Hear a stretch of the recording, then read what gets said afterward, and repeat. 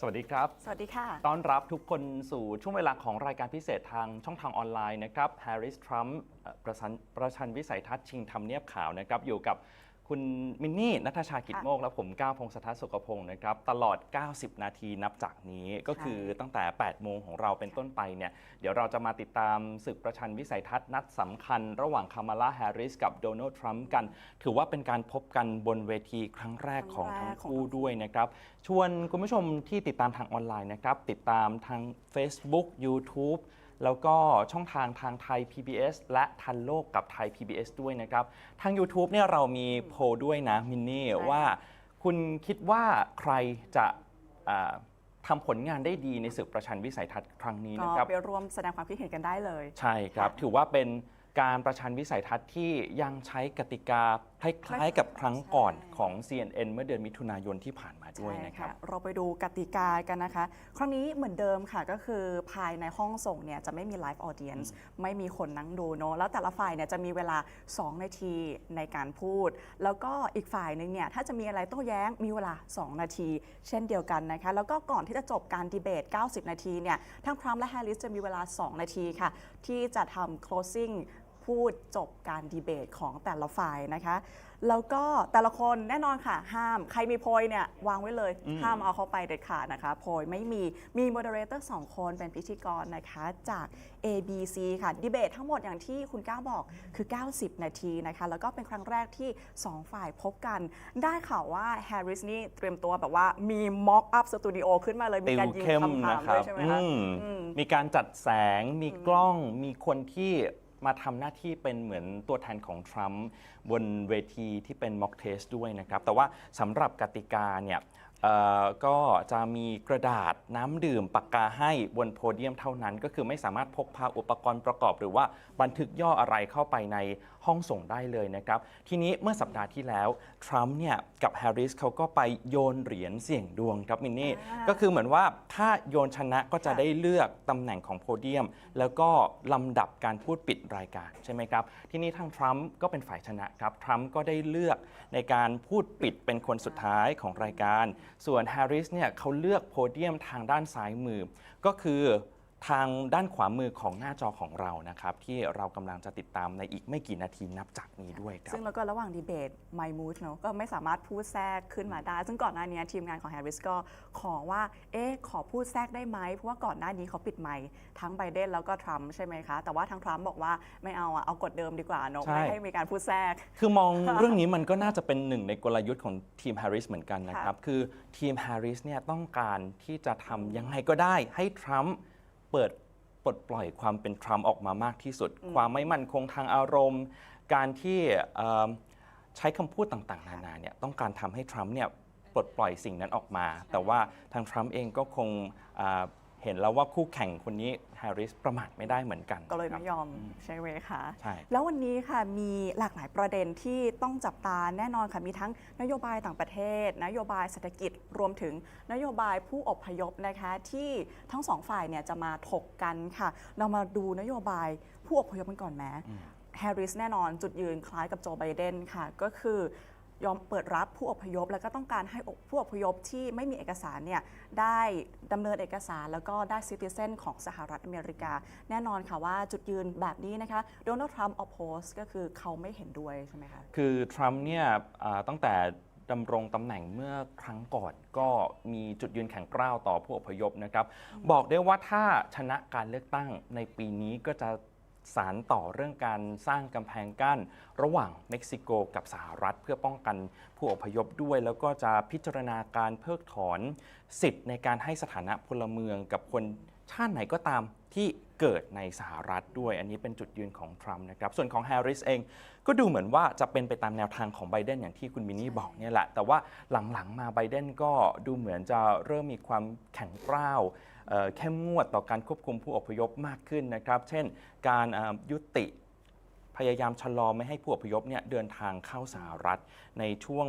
ไม่กี่เดือนที่ผ่านมาก็ถือว่าทำให้จำนวนผู้อพยพลดลงอย่างมีนัยสำคัญเหมือนกันนะครับซึ่งทรัมป์ก็บอกนะคะว่าถ้าเขาได้รับเลือกเป็นประธานาธิบดีอีกครั้งเขาจะส่งตัวผู้อพยพกลับครั้งใหญ่ที่สุดในประวัติศาสตร์ของสหรัฐด้วยค่ะ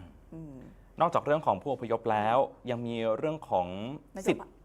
สิทธิการทำแท้ง ใช่ อันนี้น่าจะเป็นจุดแข็งของแฮร์ริสเลยก็ว่าได้นะเพราะว่า ที่แล้วเขาก็มีการดีเบตกันเรื่องนี้เนาะโจไบเดนกับโดนัลด์ทรัมป์ใช่ไหม ใช่ มีการ ครับ ยกประเด็นนี้ขึ้นมาเช่นเดียวกัน แล้วก็มีการตั้งข้อสังเกตด้วยว่าทรัมป์เองเนี่ยก็พูดกล่าวอ้างข้อมูลที่ไม่เป็นความจริงในเรื่องนี้ คือมันไปผูกโยงกับเรื่องของประวัติศาสตร์ในคดีโรวีเวดด้วยนะครับในปีช่วง 1960 ถึง 1970 มันก็มีคดีกันขึ้นในรัฐเท็กซัส ทีนี้ท้ายที่สุดเมื่อเดือนมิถุนายนปี 2022 ศาลสูงสุดของสหรัฐมีผู้พิพากษาศาลทั้งหมด 9 คนถูกไหมครับใน 7 คนน่ะถูกแต่งตั้งจากประธานาธิบดีที่ดำรงตำแหน่งจากพรรครีพับลิกันก็คือเป็นฝ่ายอนุรักษ์นิยม ทีนี้ใน 7 คนมี 3 คนที่ทรัมป์เนี่ยแต่งตั้งขึ้นมา แล้ว 3 คนนี้ก็ไปวินิจฉัยคว่ำคดีโรวีเวดก็คือคว่ำสิทธิ์ของการคุ้มครองสิทธิการทำแท้งใช่อย่างถูกต้องตามกฎหมายก็เลยเป็นประเด็นกันขึ้นมาทำให้เกิดการประท้วงของกลุ่มผู้หญิงเหมือนกันนะครับแฮร์ริสบอกว่าถ้าชนะการเลือกตั้งก็จะพิจารณาในเรื่องนี้เป็นพิเศษด้วยแต่ท ถื รั อ มป์ ว่าเป็นจุดแข็งแล้วก็เป็นจุดที่แฮร์ริสแสดงจุดยืนได้อย่างชัดเจนเนาะ ถูกต้องครับแต่ว่าทรัมป์เองท่าทีก็เริ่มคลายความแข็งกร้าวลงในช่วงหลังๆด้วยนะครับพอรู้ว่าต้องสู้กับคู่แข่งคนสำคัญอย่างแฮร์ริสที่ผลักดันเรื่องนี้มาโดยตลอดก็จะเห็นว่าเขามีความพยายามที่จะโทนดาวเรื่องนี้บอกว่าเรื่องนี้เนี่ยให้แต่ละรัฐเป็นฝ่ายตัดสินกันเองแล้วกัน หลังจากก่อนหน้านี้ก็เคยประกาศแข็งกร้าวว่ายังไงก็ตามจะออกคำสั่งในการห้ามสิทธิการทำแท้งทั่วประเทศนะครับ ถ้าพูดเรื่องของการโทนดาวในจุดยืนต่างๆ จริงๆแฮร์ริสก่อนหน้านี้ในเรื่องของผู้อพยพก็มีการโทนดาวเช่นเดียวกันนะคะเพราะว่ามีการสนับสนุนใช่ไหมคะให้มีการได้ซิติเซนของสหรัฐแต่ก็ล่าสุดก็ออกมามีจุดยืนที่ค่อนข้างเป็นกลางมากขึ้นในประเด็นนี้ค่ะแต่อีกประเด็นหนึ่งค่ะคุณก้าวที่ทั่วโลกเรียกได้ว่าจับตาคือนโยบายต่างประเทศนะคะท่ามกลางสถานการณ์ภูมิรัฐศาสตร์ที่เรียกได้ว่าร้อนระอุทั้งสงครามรัสเซียยูเครนทั้งสถานการณ์ในตะวันออกกลางนะคะแน่นอนว่าประเด็นนี้ต้องถูกหยิบยกขึ้นมาดีเบตแน่นอนนะคะด้านนโยบายต่างประเทศถ้าเราพูดถึงจีนกันก่อนแฮร์ริสเนี่ยอยู่ภายใต้โจไบเดนใช่ไหมคะคล้ายคลึงกันก็คือมองว่าจีนเนี่ยเป็นภัยคุกคามต่อความมั่นคงของสหรัฐอเมริกาค่ะแล้วก็ระบุว่าจีนได้ฉกฉวยทรัพย์สินทางปัญญาของสหรัฐไปในขณะที่โดนัลด์ทรัมป์นะคะก่อนหน้านี้ออกมาระบุค่ะว่าจริงๆแล้วเนี่ยภัยคุกคามใหญ่ของสหรัฐเนี่ยไม่ใช่จีนไม่ใช่รัสเซียไม่ใช่อะไรเลยแต่ว่าเป็นนักการเมืองของสหรัฐเองก็ไม่รู้นะคะว่าจะ attack อะไร แล้วแฮร์ริสเนี่ยจุดยืนของจีนจริงๆก็แข็งกร้าวนะครับเพราะว่าในช่วงของการประชุมใหญ่พรรคเดโมแครตที่ผ่านมาก็ประกาศบอกว่าสหรัฐจะต้องเอาชนะจีนให้ได้เป็นเบอร์หนึ่งในศตวรรษที่ 21 เลยนะครับเพราะฉะนั้นมีการตั้งข้อสังเกตว่าจริงๆไม่ว่าจะเป็นเดโมแครตหรือรีพับลิกันก็อาจจะมีการดำเนินนโยบายที่ไม่ต่างกันนักในเรื่องของจีนแต่ว่าในรายละเอียดปลีกย่อยก็จะมีกลยุทธ์ที่แตกต่างกันออกไปด้วยนะครับคุณมินี่สำหรับสถานที่จัดการประชันวิสัยทัศน์ครั้งนี้เมืองฟิลาเดลเฟียมันมีความสำคัญยังไงบ้างมีความสำคัญมากค่ะเพราะว่าฟิลาเดลเฟียเนี่ยอยู่ในรัฐเพนซิลเวเนียซึ่งเพนซิลเวเนียเป็น1 ใน 7สวิงสเตทนะคะซึ่งสวิงสเตทก็คือรัฐที่มีคนยังไม่ตัดสินใจเลือกอะไรก็อย่างคะแนนเสียงสู่สีกันเพราะฉะนั้น7รัฐนี้ชี้ชะตาค่ะว่าใครจะได้เป็นประธานาธิบดีใช่ไหมคะแล้วก็ฟิลาเดลเฟียอยู่ในรัฐเพนซิลเวเนียซึ่งทรัมป์และแฮร์ริสนะคะก็ตระหนักดีค่ะว่ารัฐเพนซิลเวเนียเนี่ยเป็นสมรภูมิทางการเมืองที่ค่อนข้างสำคัญนะคะชี้ชะตาว่าทรัมป์หรือแฮร์ริสจะเป็นฝ่ายกำชัยชนะในการเลือกตั้งประธานาธิบดีสหรัฐในครั้งนี้นะคะแล้วก็เป็นสวิงสเตทนะคะที่เดโมแครตแล้วก็ริพับลิกันเนี่ยขับเคี่ยวกันสูสีมาโดยตลอดนะคะแล้วก็คะแนนเนี่ยห่างกันไม่กี่หมื่นคะแนนนะคะในการประชันกันก่อนหน้านี้ผู้ที่เป็นฝ่ายแพ้ในการเลือกตั้งในรัฐนี้ก็ยากค่ะที่จะชนะการเลือกตั้งของคณะผู้เลือกตั้งหรือว่า electoral votes นะคะซึ่งเป็นคะแนนชี้ขาดว่าผู้ใดคือผู้ที่จะได้กำชัยชนะด้วยนะคะเหตุผลดังกล่าวค่ะทำให้ทั้งแฮร์ริสแล้วก็โดนัลด์ทรัมป์นะคะขยันที่จะเดินทางไปหาเสียงที่รัฐนี้บ่อยครั้งเหลือเกินเพราะว่าเป็นรัฐที่ค่อนข้างสำคัญแฮร์ริสเนี่ยก็จะมีกำหนดหาเสียงอีกครั้งในรัฐนี้หลังจากที่มีการดีเบตด้วยครับแล้วก็รัฐเพนซิลเวเนียมีความสำคัญพิเศษต่อแฮร์ริสด้วยค่ะเพราะว่านับตั้งแต่ปีพศ 2491 นะคะยังไม่มีผู้สมัครชิงเก้าอี้ประธานาธิบดีสหรัฐคนใดที่กำชัยชนะถ้าเกิดพ่ายในรัฐนี้ค่ะก็คือถ้าใครจะได้เป็นประธานาธิบดีจะต้องชนะในรัฐเพนซิลเวเนียด้วยนะครับและสำหรับฟิ ฟิลาเดลเฟียคุณมินนี่ก็คือเป็นเมืองหลวงแห่งแรกของสหรัฐด้วยนะครับก็มีความสำคัญทางด้านการเมืองเป็นที่ตั้งของ Independence Hall ซึ่งเป็นจุดเริ่มต้นของรัฐธรรมนูญอเมริกาและการประกาศอิสรภาพของสหรัฐด้วยก็มีความสำคัญทางประวัติศาสตร์มายาวนานเหมือนกันทีนี้การเลือกตั้งของสหรัฐเนี่ยมันไม่ได้เป็นการเลือกตั้งทางตรงนะครับก็คือคนไปเลือกประธานาธิบดีแต่ว่ามันเป็นการเลือกตั้งทางอ้อมจะมีเรียกว่าจำนวนคณะผู้เลือกตั้งหรือว่า electoral college ทีนี้ในรัฐเพนซิลเวเนียเนี่ยมันมี electoral college มากที่สุดใน7รัฐก็คือ19เสียงคนที่เป็นผู้สมัครไม่ว่าจะเป็นแฮร์ริสหรือทรัมป์ในการเลือกตั้งครั้งนี้จะต้องเก็บแต้มครับในแต่ละรัฐเก็บแต้มให้ได้อย่างน้อย270เสียงจากทั้งหมด538เสียงเพื่อไปครองเก้าอี้ในทำเนียบขาวให้ได้เพราะฉะนั้นนี่เป็นสาเหตุว่าทำไมบรรดารัฐสมรภูมิเนี่ยถึงเป็นรัฐที่สำคัญอย่างมากสำหรับทั้งสองคนทำไมต้องลงปราศัยหาเสียงในพื้นที่บริเวณนี้ใช่แล้วมันก็มีการตั้งคำถามไปถึงเรื่องของความเท่าเทียมในสหรัฐด้วยนะเพราะว่ากลายเป็นว่าอ้าวแบบนี้แต่ละรัฐก็ไม่ได้สัมผัสหรือว่าได้ฟังนโยบายจากคนที่สมัครชิงเก้าอี้ประธานาธิบดีจริงๆแต่ว่าเลือกที่จะลงเฉพาะรัฐที่มีชี้ชะตาทางอนาคตเท่านั้นนะครับมันก็มีการสูตรการคำนวณต่างๆว่ารัฐอาจจะอย่างโดนัลด์ทรัมป์อาจจะเก็บแต้มแค่ 3 รัฐเพนซิลเวเนียจอร์เจียนอร์ทแคโรไลนาแล้วก็สามารถไปถึง270เสียงได้ง่ายๆเลยนะครับเพราะฉะนั้นการต้องมีแบบดูแมทนิดนึงเนาะมีการคำนวณก็ขับเคี่ยวนะครับอย่างผลสำรวจเมื่อสักครู่ที่ขึ้นมาของ New York Times กับ Siena College ก็เห็นว่ามันคู่ขี้สูสีกันมากแล้วพรรคเดโมแครตเองพอเห็นผลสำรวจของ New York Times เนี่ยรู้สึกใจไม่ดีแล้วนะมินนี่เพราะว่าห่างกันเพียงแค่1.2 จุดเท่านั้นใจรบต้นคอนะคะแบบนี้ใช่ครับทีนี้ถ้ายังเป็นแบบนี้อยู่การประชันวิสัยทัศน์ในครั้งนี้มันก็จะเป็นตัวตัดสินเหมือนกันว่าคะแนนนิยมของแต่ละคนจะเป็นยังไงบ้างนะครับแล้วก่อนหน้านี้ค่ะก็มีสีสันออกมาเพราะว่าประธานาธิบดีวลาดิเมียร์ปูตินของรัสเซียใช่ไหมคะก่อนหน้านี้ก่อนที่ทรัมป์กับไบเดนจะดีเบตเนี่ยปูตินบอกว่าปูตินเชียร์ไบเดนแล้วเมื่อ 2-3 วันที่ผ่านมามีคนโยนคำถามไปถึงปูตินอีกว่าอ้าวแล้วครั้งนี้ทรัมป์แฮร์ริสเชียร์ใครปูตินระบุว่าเชียร์แฮร์ริสสิคะใช่ไหมเพราะอะไรครับเพราะว่าเขาบอกว่าก่อนหน้านี้เชียร์ไบเดนตอนนี้ถ้าไบเดนเปลี่ยนตัวเขาจะเชียร์แฮร์ริสค่ะแล้วหลังจากนั้นทรัมป์ก็ออกมาบอกเลยค่ะว่าโอ้ผมไม่พอใจอย่างมากนะคะที่ปูตินพูดแบบนี้แล้วเขาก็ยังอวดอ้างสรรพคุณด้วยว่าถ้าเกิดเขาเป็นประธานาธิบดีสหรัฐเนี่ยสงครามรัสเซียยูเครนไม่เกิดแน่นอนค่ะแถมปูตินยังพูดด้วยนะว่าชอบเสียงหัวเราะของแฮร์ริสจังเพราะว่าเสียงหัวเราะของแฮร์ริสเนี่ยมันเป็นการหัวเราะร่วนนะครับมี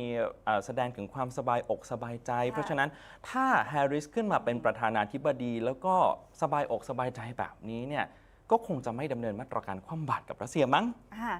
อาจจะไม่แข็งกร้าวเท่าทำหรือเปล่าใช่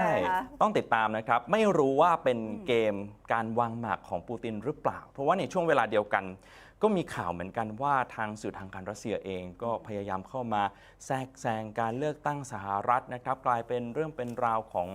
สหรัฐกับรัสเซียไปด้วยต้องติดตามกันอย่างใกล้ชิดทั้งรัสเซียอิหร่านจีนตอนนี้กำลังถูกจับตามองจากทางการสหรัฐด้วยครับแต่แน่นอนคนที่จับตามองมากที่สุดอาจจะเป็นประธานาธิบดีเซเลนสกี้ของยูเครนก็ได้ค่ะคุณก้าวเพราะว่าถ้าเกิดแฮร์ริสขึ้นมาเนี่ยแน่นอนแฮร์ริสบอกเลยว่าจุดยืนเขาเหมือนโจไบเดนแน่ก็คือว่าสนับสนุนรัสเซียยูเครนใช่ไหมคะสนับสนุนยูเครนแล้วก็ให้อาวุธยุทโธปกรณ์เพิ่มขึ้นแน่นอนเพราะฉะนั้นเรียกได้ว่าเป็นการชี้ชะตาเหมือนกันนะคะว่าสงครามรัสเซียยูเครนจะยืดเยื้อหรือเปล่าหลังจากนี้นะคะต้องจับตาว่าปีหน้าใครจะขึ้นมาเป็นประธานาธิบดีสหรัฐคนต่อไปเนาะว่าทรัมป์เนี่ยบอกว่าถ้าเขาขึ้นมาเป็นประธานาธิบดีได้โทรศัพท์ไปกริ้งเดียวสามารถยุติสงครามได้เลยนะครับไม่ใช่แต่เฉพาะสงครามยูเครนเท่านั้นสงครามในกาซาด้วยทีนี้มันก็เลยทำให้หลายฝ่ายกำลังจับตามองทีนี้ถ้าเรากลับไปดูที่เมืองฟิลาเดลเฟียตอนนี้เนี่ยในสตูดิโอก็น่าจะตื่นเต้นเนาะแต่ว่าข้างนอกก็มีการประท้วงเหมือนกันจากกลุ่มผู้สนับสนุนชาวปาเลสไตน์ครับ คือสาเหตุการประท้วงมันเกิดขึ้นหลังจากเมื่อช่วงปลายเดือนสิงหาคมแฮร์ริสไปให้สัมภาษณ์กับ CNN น่าจะเป็นการสัมภาษณ์สื่อครั้งแรกเลยนะครับไปนั่งคู่กับทิมวอลส์ที่เป็นคู่หูชิงเก้าอี้รองประธานาธิบดีมันมีช่วงหนึ่งที่พิธีกรถามถึงเรื่องจุดยืนของแฮร์ริสต่อสงครามในกาซาเหมือนกันแฮร์ริสบอกว่าต้องการให้สงครามในครั้งนี้ยุติโดยเร็วอยากให้คู่ขัดแย้งทั้งสองฝ่ายบรรลุข้อตกลงหยุดยิงเพื่อปล่อยตัวประกันครับแต่จุดยืนของสหรัฐต่ออิสราเอลยังเป็นเหมือนเดิมก็คือสนับสนุนอิสราเอลต่อไปเรื่องนี้ก็เลยสร้างความไม่พอใจให้กับกลุ่มของผู้สนับสนุนชาวปาเลสไตน์และผู้ที่สนับสนุนการยุติสงครามในกาซาด้วยประเด็นนี้มันเป็นประเด็นสำคัญเหมือนกันนะคุณมินนี่เพราะว่าอย่างในรัฐมิชิแกนแบบนี้ครับก็มีชุมชนของชาวมุสลิมคนเชื้อสายอาหรับที่ตั้งถิ่นฐานอยู่เยอะแล้วรัฐมิชิแกนเองก็เป็นหนึ่งในรัฐสมรภูมิสำคัญด้วยเพราะฉะนั้นประเด็นสงครามกาซาเนี่ยมองไปแล้วดูเหมือนจะเป็นประเด็นต่างประเทศก็จริงแต่มันก็กระทบต่อปัจจัยการตัดสินลงคะแนนของผู้มีสิทธิ์เลือกตั้งในปีนี้ด้วยเหมือนกันนะครับว่าจะเทคะแนนไปทางใครแล้วก็กระทบไปทั่วโลกนะแน่นอนอย่างหนึ่งคือราคาทองพุ่งแน่นอน ถ้าเกิดอะไรขึ้นในตะวันออกกลางใช่ไหมคะใช่ครับและสำหรับการประชันวิสัยทัศน์ครั้งนี้คุณมินนี่เกริ่นไปแล้วนะครับว่าดำเนินรายการโดยผู้ประกาศข่าว ABC 2 คนด้วยกันคนแรกก็คือเดวิดมิลเลอร์นะครับเป็นพิธีกรรายการ ABC World News Tonight แล้วก็อีกคนหนึ่งก็คือลินเซ่เดวิดเป็นผู้ดำเนินรายการ ABC News Live ครับคือทั้งสองคนเป็นผู้ดำเนินรายการที่มากประสบการณ์นะครับเพราะฉะนั้นเชื่อว่าตลอด 90 นาทีของการประชันวิสัยทัศน์ในครั้งนี้ก็น่าจะมีการยิงคำถามที่ไปจี้ใจดำของผู้สมัครคู่ท้าชิงทั้งสองคนไม่ว่าจะเป็นแฮร์ริสหรือว่าทรัมป์ด้วยน่าติดตามเหมือนกันแฮร์ริสนี่เป็นครั้งที่2ใช่ไหมคะคุณก้าวใช่ครับเรามีสรุปสถิติอยู่นะครับเดี๋ยวเปิดสถิติของการขึ้นเวทีประชันวิสัยทัศน์ของแต่ละคนขึ้นมาดูกันหน่อยใช่ครั้งนี้ของทรัมป์เป็นครั้งที่7แล้วนะครับอย่างแฮร์ริสเนี่ยครั้งแรกของเขาก็คือการที่ไปประชันวิสัยทัศน์ของรองประธานาธิบดีกับไมค์เพนซ์เมื่อปี 2020 นะครับส่วนโดนัลด์ทรัมป์คุณมินนี่ประสบการณ์มากเหลือเกินนะครับถือเป็นประธานาธิบดีที่มีประสบการณ์ในการขึ้นเวทีประชันวิสัยทัศน์มากที่สุดในประวัติศาสตร์การเมืองยุคใหม่ของสหรัฐเลยก็ว่าได้ปี 2016 ประชันวิสัยทัศน์กับฮิลลารีคลินตัน3 ครั้งปี 2020 ประชันวิสัยทัศน์กับโจไบเดน2 ครั้งและปี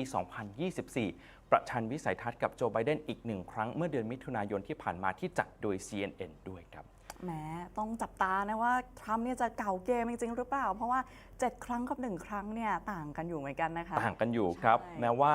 แฮร์ริสเองจะมีประสบการณ์ในการเป็นอัยการทำงานการเมืองระดับรัฐมาไม่น้อยใช้เวลานานหลายปีแต่พอขึ้นเวทีจริงๆก่อนหน้านี้ก็มีการตั้งข้อสังเกตถึงเรื่องของแฮร์ริสเนี่ยอาจจะติดสคริปต์มากจนเกินไปหรือเปล่านะครับเสียงหัวเราะด้วยที่ทรัมป์ชอบเอามาแซวบอกว่าโอ้เป็นคนที่หัวเราะอะไรเนี่ยหัวเราะตลอดเวลาแบบนี้ทีนี้ทั้งเรื่องของเสียงหัวเราะทั้งเรื่องของการตั้งสติไหวพริบปฏิภาณบนเวทีและการที่ติดสคริปต์เนี่ยมันจะเป็นอุปสรรคในการประชันวิสัยทัศน์ครั้งนี้หรือเปล่าต้องติดตามกันนะครับตอนนี้ไม่แปลกใจเลยว่าทำไมแฮร์ริสถึงต้องมีห้องที่บอกว่าเป็นม็อกรูมมายิงคำถามกันเนาะแต่ว่าด้านผู้เชี่ยวชาญก็บอกมาค่ะว่าจริงๆแล้วถึงแม้ว่าแฮร์ริสเนี่ยจะเคยขึ้นเวทีประชัน1 ครั้งเท่านั้นแต่ว่าก็ประมาทไม่ได้นะคะเพราะว่าเธอก็มีจุดยืนแล้วก็มีลักษณะการพูดที่ดึงดูดผู้คนเช่นเดียวกันค่ะครับและช่วงเวลานี้มาถึงแล้วนะครับการประชันวิสัยทัศน์กำลังจะเริ่มต้นขึ้นเราไปติดตามที่สตูดิโอในเมืองฟิลาเดลเฟียรัฐเพนซิลเวเนียกันครับ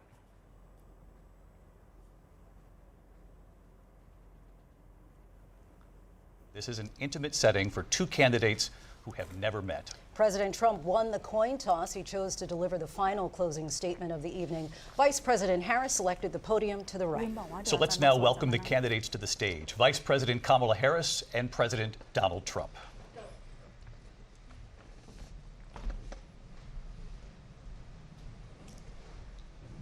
Kamala Harris.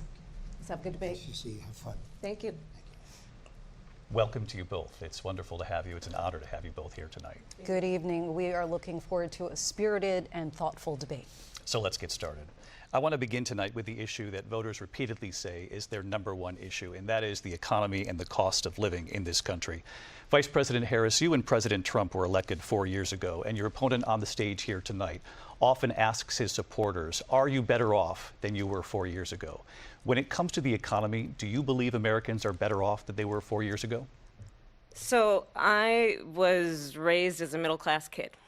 and I am actually the only person on this stage who has a plan that is about lifting up the middle class and working people of America.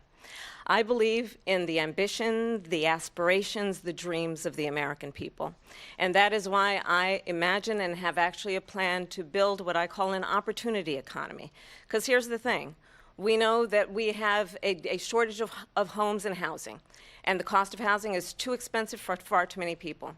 We know that young families need support to raise their children, and I intend on extending a tax cut for those families of $6,000, which is the largest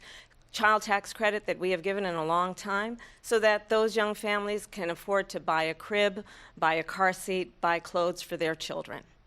My passion, one of them, is small businesses. My mother raised my sister and me, but there was a woman who helped raise us. We call her our second mother. She was a small business owner. I love our small businesses.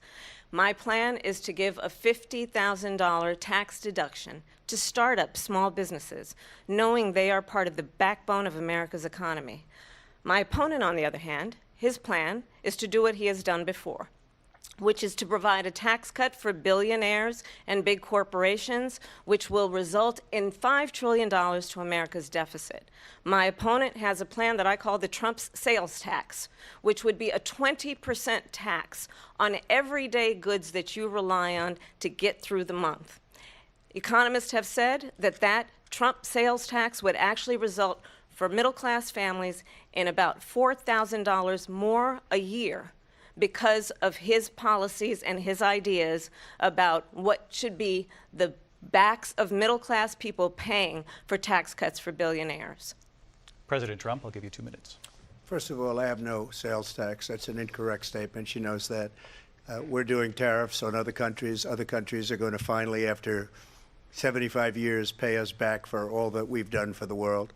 And the tariff will be substantial in some cases. I took in billions and billions of dollars, as you know, from China. In fact, they never took the tariff off because there was so much money they can't. It would totally destroy everything that they've set out to do. They're taking in billions of dollars from China and other places. They've left the tariffs on. When I had it, I had tariffs, and yet I had no inflation. Look, we've had a terrible economy because inflation which is really known as a country buster. It breaks up countries. We have inflation like very few people have ever seen before, probably the worst in our nation's history. We were at 21%, but that's being generous because many things are 50, 60, 70, and 80% higher than they were just a few years ago. This has been a disaster for people, for the middle class, but for every class. On top of that, we have millions of people pouring into our country from prisons and jails, from mental institutions and insane asylums, and they're coming in and they're taking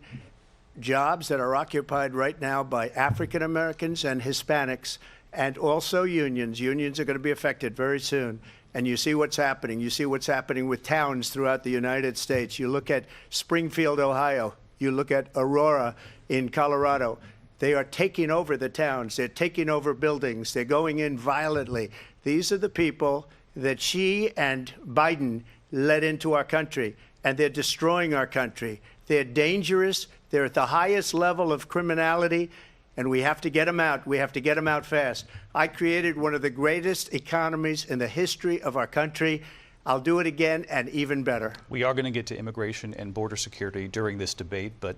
I would like to let Vice President Harris respond on the economy here. Well, I would love to. Let's talk about what Donald Trump left us. Donald Trump left us the worst unemployment since the Great Depression. Donald Trump left us the worst public health epidemic in a century. Donald Trump left us the worst attack on our democracy since the Civil War. And what we have done is clean up Donald Trump's mess What we have done and what I intend to do is build on what we know are the aspirations and the hopes of the American people. But I'm going to tell you all in this debate tonight, you're going to hear from the same old tired playbook, a bunch of lies, grievances, and name-calling. What you're going to hear tonight is a detailed and dangerous plan called Project 2025 that the former president intends on implementing if he were elected again.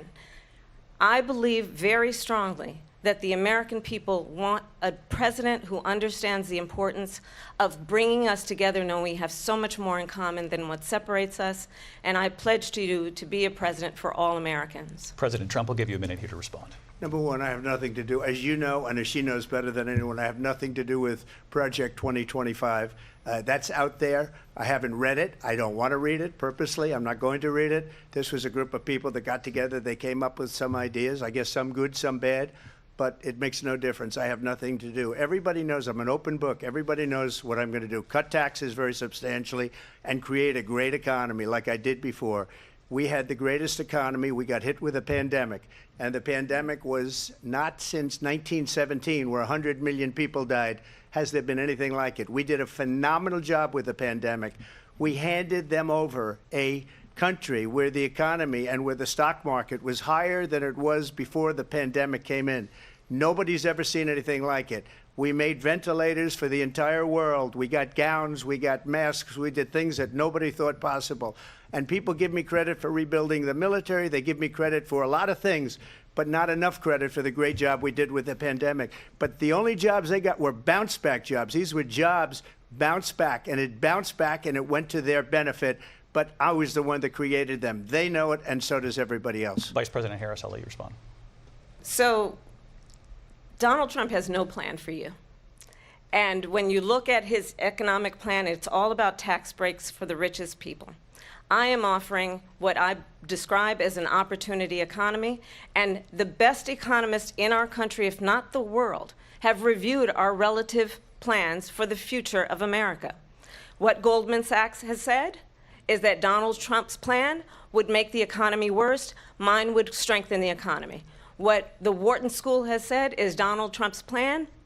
would actually explode the deficit. 16 Nobel laureates have described his economic plan as something that would increase inflation and by the middle of next year would invite a recession. You just have to look at where we are and where we stand on the issues. And I'd invite you to know that Donald Trump actually has no plan for you because he is more interested in defending himself than he is in looking out for you.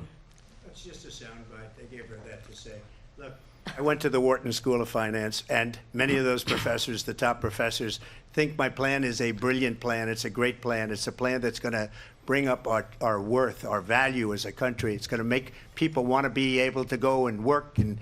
create jobs and create a lot of good, solid money for our country. And just to finish off, she doesn't have a plan. She copied Biden's plan, and it's like 4 sentences, like run, spot, run. 4 sentences that are just, oh, we'll try and lower taxes. She doesn't have a plan. Take a look at her plan. She doesn't have a plan.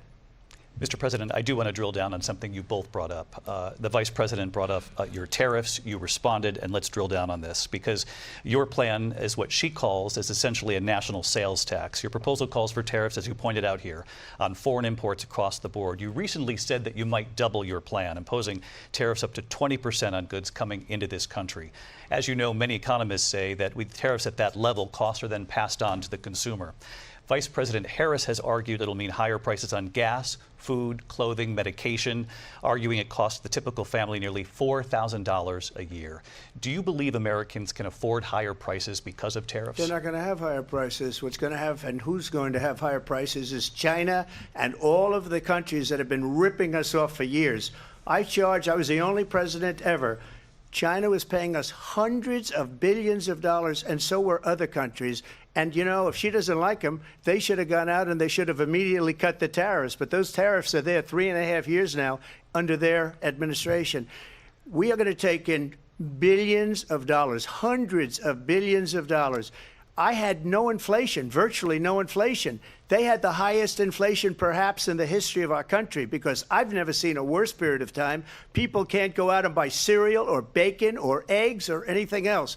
The people of our country are absolutely dying with what they've done. They've destroyed the economy. And all you have to do is look at a poll. The polls say 80 and 85 and even 90% that the Trump economy was great, that their economy was terrible. Vice President Harris, I do want to ask for your response, and you heard what the president said there, because the Biden administration did keep a number of the Trump tariffs in place. So how do you respond?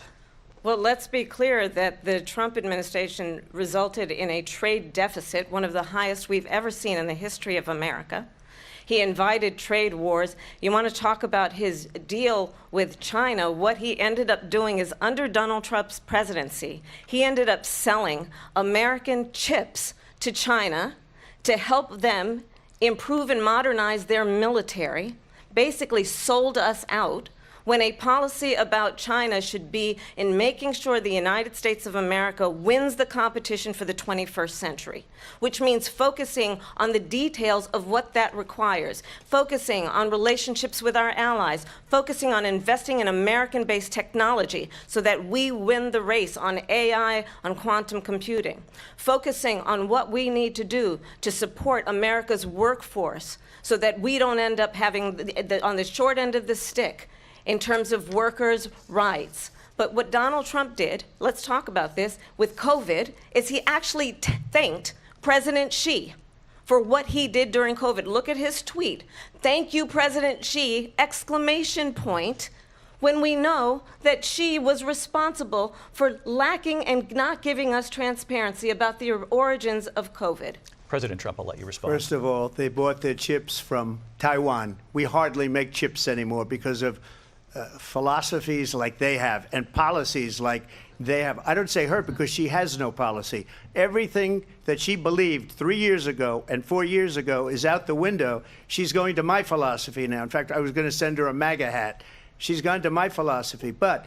if she ever got elected, she'd change it. And it will be the end of our country. She's a Marxist. Everybody knows she's a Marxist. Her father's a Marxist professor in economics, and he taught her well. But when you look at what she's done to our country, and when you look at these millions and millions of people that are pouring into our country monthly, where it's, I believe, 21 million people, not the 15 that people say, and I think it's a lot higher than the 21, that's bigger than New York State pouring in. And just look at what they're doing to our country. They're criminals. Many of these people coming in are criminals. And that's bad for our economy, too. You know, you mentioned before, we'll talk about immigration later. Well, bad immigration is the worst thing that can happen to our economy.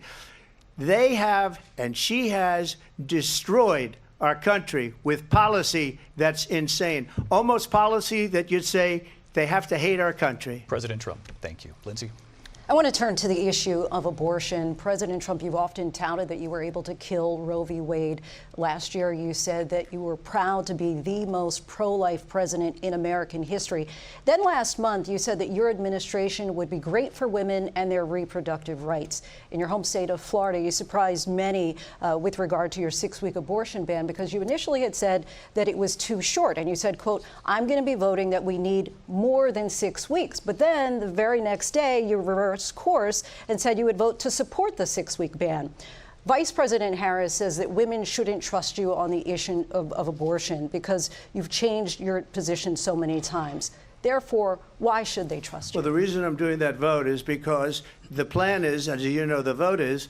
they have abortion in the 9th month. They even have, and you can look at the governor of West Virginia, the previous governor of West Virginia, not the current governor, is doing an excellent job, but the governor before, he said the baby will be born and we will decide what to do with the baby. In other words, we'll execute the baby. And that's why I did that, because that predominates, because they're radical. The Democrats are radical in that. And her vice presidential pick, which I think was a horrible pick, by the way, for our country, because he is really out of it. But her vice presidential pick says abortion in the 9th month is absolutely fine. He also says execution after birth. It's execution, no longer abortion, because the baby is born, is okay. And that's not okay with me, hence the vote. But what I did is something for 52 years they've been trying to get Roe v. Wade into the states. And through the genius and heart and strength of 6 Supreme Court justices, we were able to do that. Now, I believe in the exceptions for rape, incest, and life of the mother. I believe strongly in it. Ronald Reagan did also. 85% of Republicans do. Exceptions. Very important. But we were able to get it, and now states are voting on it. And for the first time, you're going to see, look, this is an issue that's torn our country apart for 52 years. Every legal scholar, every Democrat, every Republican, liberal, conservative, they all wanted this issue to be brought back to the states where the people could vote. And that's what happened. Now, Ohio,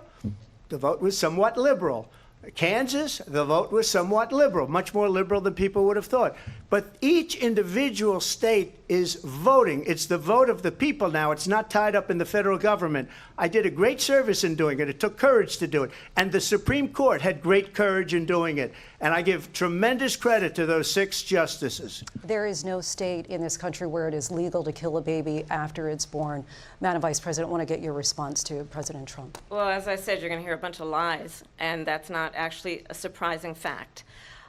Let's understand how we got here. Donald Trump hand-selected 3 members of the United States Supreme Court with the intention that they would undo the protections of Roe v. Wade.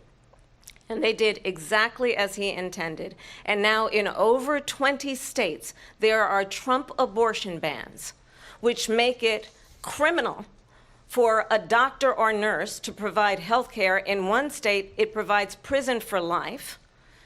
Trump abortion bans that make no exception even for rape and incest, which understand what that means. A survivor of a crime of violation to their body does not have the right to make a decision about what happens to their body next. That is immoral. And one does not have to abandon their faith or deeply held beliefs to agree. The government, and Donald Trump certainly, should not be telling a woman what to do with her body. I have talked with women around our country. You want to talk about this is what people wanted? Pregnant women who want to carry a pregnancy to term, suffering from a miscarriage, being denied care in an emergency room because the healthcare providers are afraid they might go to jail, and she's bleeding out in a car in the parking lot. She didn't want that. Her husband didn't want that. A 12 or 13-year-old survivor of incest being forced to carry a pregnancy to term. They don't want that. And I pledge to you, when Congress passes a bill to put back in place the protections of Roe v. Wade, as President of the United States, I will proudly sign it into law. But understand, if Donald Trump were to be reelected, he will sign a national abortion ban. Understand, in his Project 2025, there would be a national abortion, a monitor that would be monitoring your pregnancies, your miscarriages. I think the American people believe that certain freedoms, in particular the freedom to make decisions about one's own body, should not be made by the government. Thank you, Vice President Harris. Well, there she goes again. It's a lie. I'm not signing a ban, and there's no reason to sign a ban, because we've gotten what everybody wanted. Democrats, Republicans, and everybody else, and every legal scholar wanted it to be brought back into the states, and the states are voting. And it may take a little time, but for 52 years, this issue has torn our country apart, and they've wanted it back in the states. And I did something that nobody thought was possible. The states are now voting. What she says is an absolute lie. And as far as the abortion ban, no, I'm not in favor of abortion ban, but it doesn't matter, because this issue has now been taken over by the states. Would you veto a national abortion ban if it came Well, to I your won't desk? have to, because again, 2 things. Number one, she said she'll go back to Congress. She'll never get the vote. It's impossible for her to get the vote, especially now with the 50-50, and essentially 50-50 in both Senate and the House. She's not going to get the vote. She can't get the vote. She won't even come close to it. So it's just talk. You know what it reminds me of? When they said they're going to get student loans terminated, and it ended up being a total catastrophe. The student loans, and then her, I think probably her boss, if you call him a boss, he spends all his time on the beach. But look, her boss went out and said, we'll do it again. We'll do it a different way. And he went out, got rejected again by the Supreme Court. So all these students got taunted with this whole thing about this whole idea, and how unfair that would have been, part of the reason they lost, to the millions and millions of people that had to pay off their student loans. They didn't get it for free. But they were saying it's the same way that they talked about that they talk about abortion. But if I could just get a yes or no, because your running mate, J.D. Vance, has said that you would veto it if it did come to your desk. Well, I didn't discuss it with J.D. In all fairness, J.D., and I don't mind if he has a certain view, but I think he was speaking for me, but I really didn't. Look, we don't have to discuss it because she'd never be able to get it, just like she couldn't get student loans. They couldn't get student loans. They didn't even come close to getting student loans. They taunted young people and a lot of other people that had loans. They can never get this approved. So it doesn't matter what she says about going to Congress. Well, wonderful. Let's go to Congress. Do it. But the fact is that for years they wanted to get it out of Congress and out of the federal government, and we did something that everybody said couldn't be done. And now you have a vote of the people on abortion. Vice President Harris, I want to give you your time to respond, but I do want to ask, would you support any restrictions on a woman's right to an abortion? I absolutely support reinstating the protections of Roe v. Wade, and as you rightly mentioned, nowhere in America is a woman carrying a pregnancy to term and asking for an abortion. That is not happening. It's insulting to the women of America. And understand what has been happening under Donald Trump's abortion bans. Couples who pray and dream of having a family are being denied IVF treatments. What is happening in our country? Working people, working women, who are working 1 or 2 jobs, who can barely afford childcare as it is, have to travel to another state to get on a plane sitting next to strangers to go and get the health care she needs, barely can afford to do it, and what you are putting her through is unconscionable. And the people of America have not, the majority of Americans believe in a woman's right to make decisions about her own body. And that is why in every state where this issue has been on the ballot, in red and blue states both, the people of America have voted for freedom. Vice President Harris, Excuse me, I thank have you. to respond. Another lie. It's another lie. I have been a leader on IVF, which is fertilization. The IVF, I have been a leader. In fact, when they got a very negative decision on IVF from the Alabama courts, I saw the people of Alabama and the legislature 2 days later voted it in. I've been a leader on it. They know that, and everybody else knows it. I have been a leader on fertilization, IVF. And the other thing, you should ask, will she allow abortion in the 8th month, 9th month, 7th month? Come on. Okay, would you do that? Why don't you ask her that question? Why don't you answer That's the problem. question? Would you because veto? Under Roe v. Answer Wade, the question. Would you veto? You could do abortions in the 7th month, the 8th month, the 9th That's month, not true. and probably after birth. Just look at the governor, former governor of Virginia. The governor of Virginia said we put the baby aside and then we determine what we want to do with the baby. President Trump, thank you. We're going to turn now to immigration and border security. We know it's an issue that's important to Republicans, Democrats, voters across the board in this country. Vice President Harris, you were tasked by President Biden with getting to the root causes of migration from Central America. We know that illegal border crossings reached a record high in the Biden administration. This past June, President Biden imposed tough new asylum restrictions. We know the numbers since then have dropped significantly. But my question to you tonight is, why did the administration wait until 6 months before the election to act? And would you have done anything differently from President Biden on this? So I'm the only person on this stage who has prosecuted transnational criminal organizations for the trafficking of guns, drugs, and human beings. And let me say that the United States Congress, including some of the most conservative members of the United States Senate, came up with a border security bill which I supported. And that bill would have put 1,500 more border agents on the border to help those folks who are working there right now overtime trying to do their job. It would have allowed us to stem the flow of fentanyl coming into the United States. I know there are so many families watching tonight who have been personally affected by the surge of fentanyl in our country. That bill would have put more resources to allow us to prosecute transnational criminal organizations for trafficking in guns, drugs, and human beings. But you know what happened to that bill? Donald Trump got on the phone, called up some folks in Congress and said, kill the bill. And you know why? Because he'd prefer to run on a problem instead of fixing a problem. And understand, this comes at a time where the people of our country actually need a leader who engages in solutions, who actually addresses the problems at hand. But what we have in the former president is someone who would prefer to run on a problem instead of fixing a problem. And I'll tell you something, he's going to talk about immigration a lot tonight, even when it's not the subject that is being raised. And I'm going to actually do something really unusual, and I'm going to invite you to attend one of Donald Trump's rallies, because it's a really interesting thing to watch. You will see during the course of his rallies, he talks about fictional characters like Hannibal Lecter. He will talk about windmills cause cancer. And what you will also notice is that people start leaving his rallies early out of exhaustion and boredom. And I will tell you, the one thing you will not hear him talk about is you. You will not hear him talk about your needs, your dreams, and your desires. And I'll tell you, I believe you deserve a president who actually puts you first, and I pledge to you that I will. Vice President Harris, thank you. President Trump, on that point, I want to get your response. Well, I would like to respond. Let me just ask, though, why did you try to kill that bill, and successfully so? That would have put thousands of additional agents and officers on the border. First, let me respond as to the rallies. She said people start leaving. People don't go to her rallies. There's no reason to go.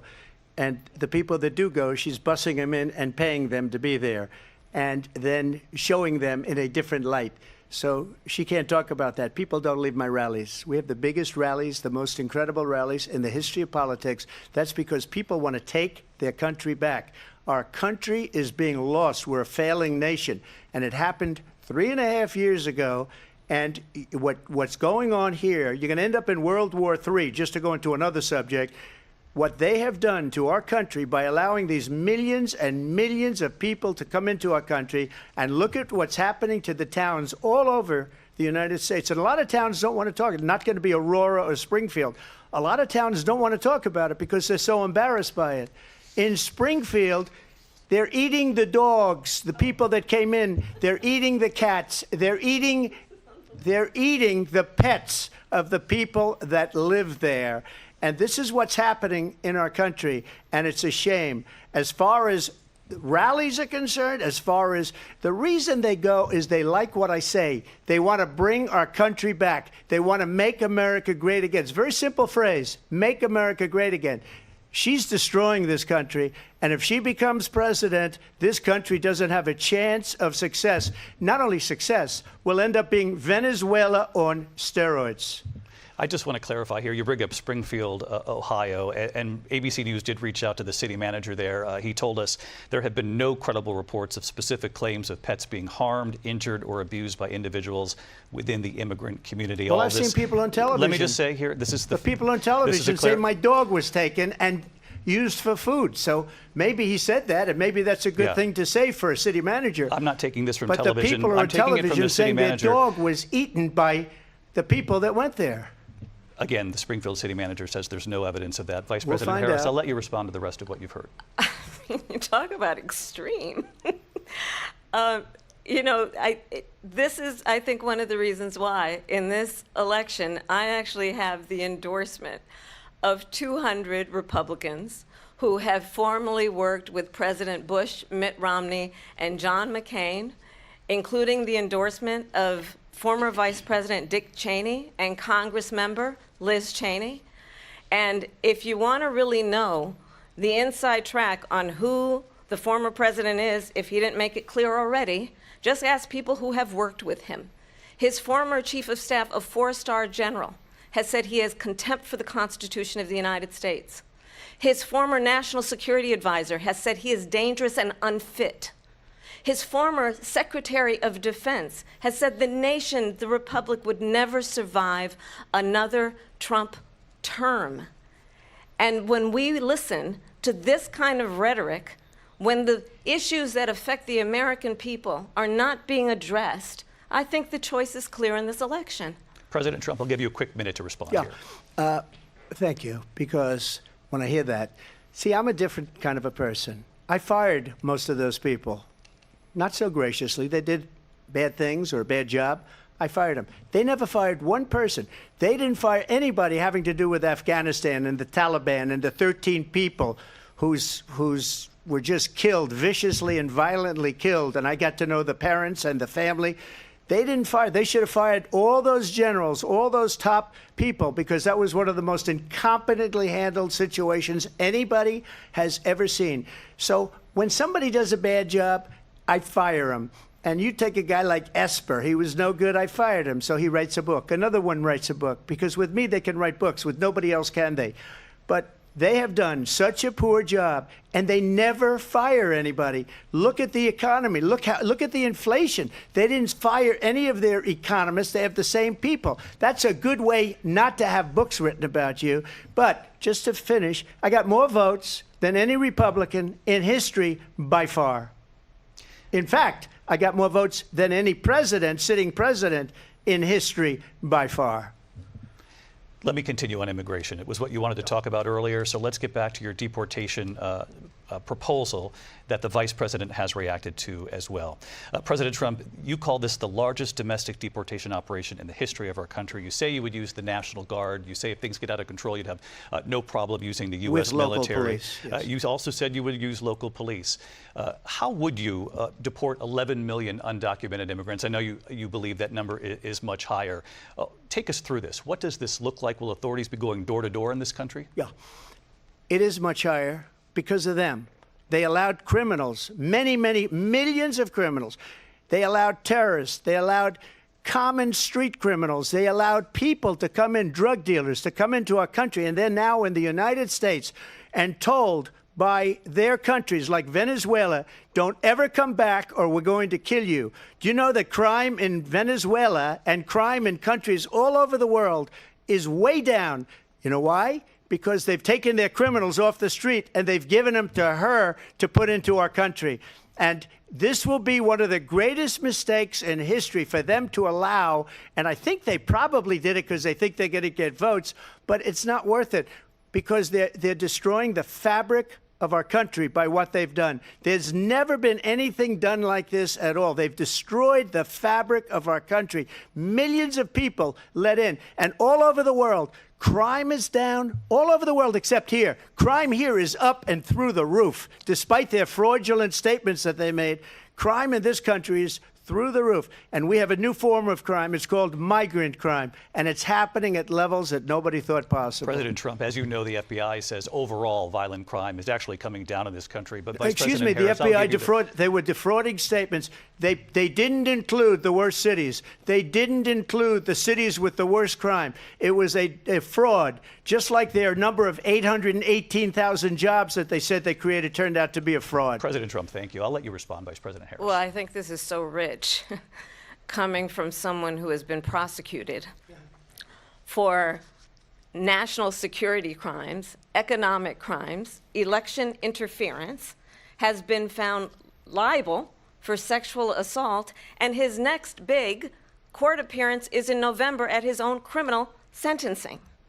And let's be clear where each person stands on the issue of what is important about respect for the rule of law and respect for law enforcement. The former vice president called for defunding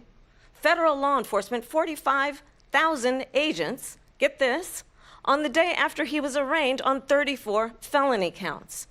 So let's talk about what is important in this race. It is important that we move forward, that we turn the page on this same old tired rhetoric and address the needs of the American people, address what we need to do about the housing shortage, which I have a plan for, address what we must do to support our small businesses, address bringing down the price of groceries. But frankly, the American people are exhausted with this same old tired playbook. Vice President Harris, thank you. Excuse me. Every one of those cases was started by them against their political opponent. And I'm winning most of them, and I will win the rest on appeal. And you saw that with the decision that came down just recently from the Supreme Court. I'm winning most of them. But those are cases, it's called weaponization. Never happened in this country. They weaponized the Justice Department. Every one of those cases was involved with the DOJ, from Atlanta and Fani Willis to the Attorney General of New York and the DA in New York. Every one of those cases. And then they say, oh, he's a criminal. They're the ones that made them go after me. By the way, Joe Biden was found essentially guilty on the documents case. And what happened in my documents case? They said, oh, that's the toughest of them all. A complete and total victory. 2 months ago, it was thrown out. It's weaponization, and they used it, and it's never happened in this country. They used it to try and win an election. They're fake cases. President Trump, thank you. A really quick response here, Vice President Harris, on this notion of weaponization of the Justice Department. Well, let's talk about extreme and understand the context in which this election in 2024 is taking place. The United States Supreme Court recently ruled that the former president would essentially be immune from any misconduct if he were to enter the White House again. Understand, this is someone who has openly said he would terminate, I'm quoting, terminate the Constitution of the United States, that he would weaponize the Department of Justice against his political enemies. Someone who has openly expressed disdain for members of our military. Understand what it would mean if Donald Trump were back in the White House with no guardrails, because certainly we know now the court won't stop him. We know J.D. Vance is not going to stop him. It's up to the American people Vice President to stop Harris, him. thank you. Lindsay? Vice President Harris, in your last run for president. This is the one that weaponized, not me. She weaponized. I probably took a bullet to the head because of the things that they say about me. They talk about democracy. I'm a threat to democracy. They're the threat to democracy with a fake Russia investigation that went nowhere. We have a lot to get to. Lindsay? Vice President Harris, in your last run for president, you said you wanted to ban fracking. Now you don't. You wanted mandatory government buyback programs for assault weapons. Now your campaign says you don't. You supported decriminalizing border crossings. Now you're taking a harder line. I know you say that your values have not changed. So then why have so many of your policy positions changed? So my values have not changed, and I'm going to discuss at least every point that you've made. But in particular, let's talk about fracking, because we're here in Pennsylvania. I made that very clear in 2020. I will not ban fracking. I have not banned fracking as Vice President of the United States. And in fact, I was the tie-breaking vote on the Inflation Reduction Act, which opened new leases for fracking. My position is that we have got to invest in diverse sources of energy so we reduce our reliance on foreign oil. We have had the largest increase in domestic oil production in history because of an approach that recognizes that we cannot over-rely on foreign oil. As it relates to my values, let me tell you, I grew up a middle-class kid raised by a hardworking mother who worked and saved and was able to buy our first home when I was a teenager. The values I bring to the importance of home ownership, knowing not everybody got handed $400 million on a silver platter and then filed bankruptcy 6 times, is a value that I bring to my work to say we are going to work with the private sector and home builders to increase 3 million homes, increase by 3 million homes by the end of my first term. My work that is related to having a friend when I was in high school who was sexually assaulted by her stepfather. And my focus then on protecting women and children from violent crime is based on a value that is deeply grounded in the importance of standing up for those who are most vulnerable. My work that is about protecting Social Security and Medicare is based on long-standing work that I have done, protecting seniors from scams. My values have not changed. And what is important is that there is a president who actually brings values and a perspective that is about lifting people up and not beating people down and name-calling. The true measure of the leader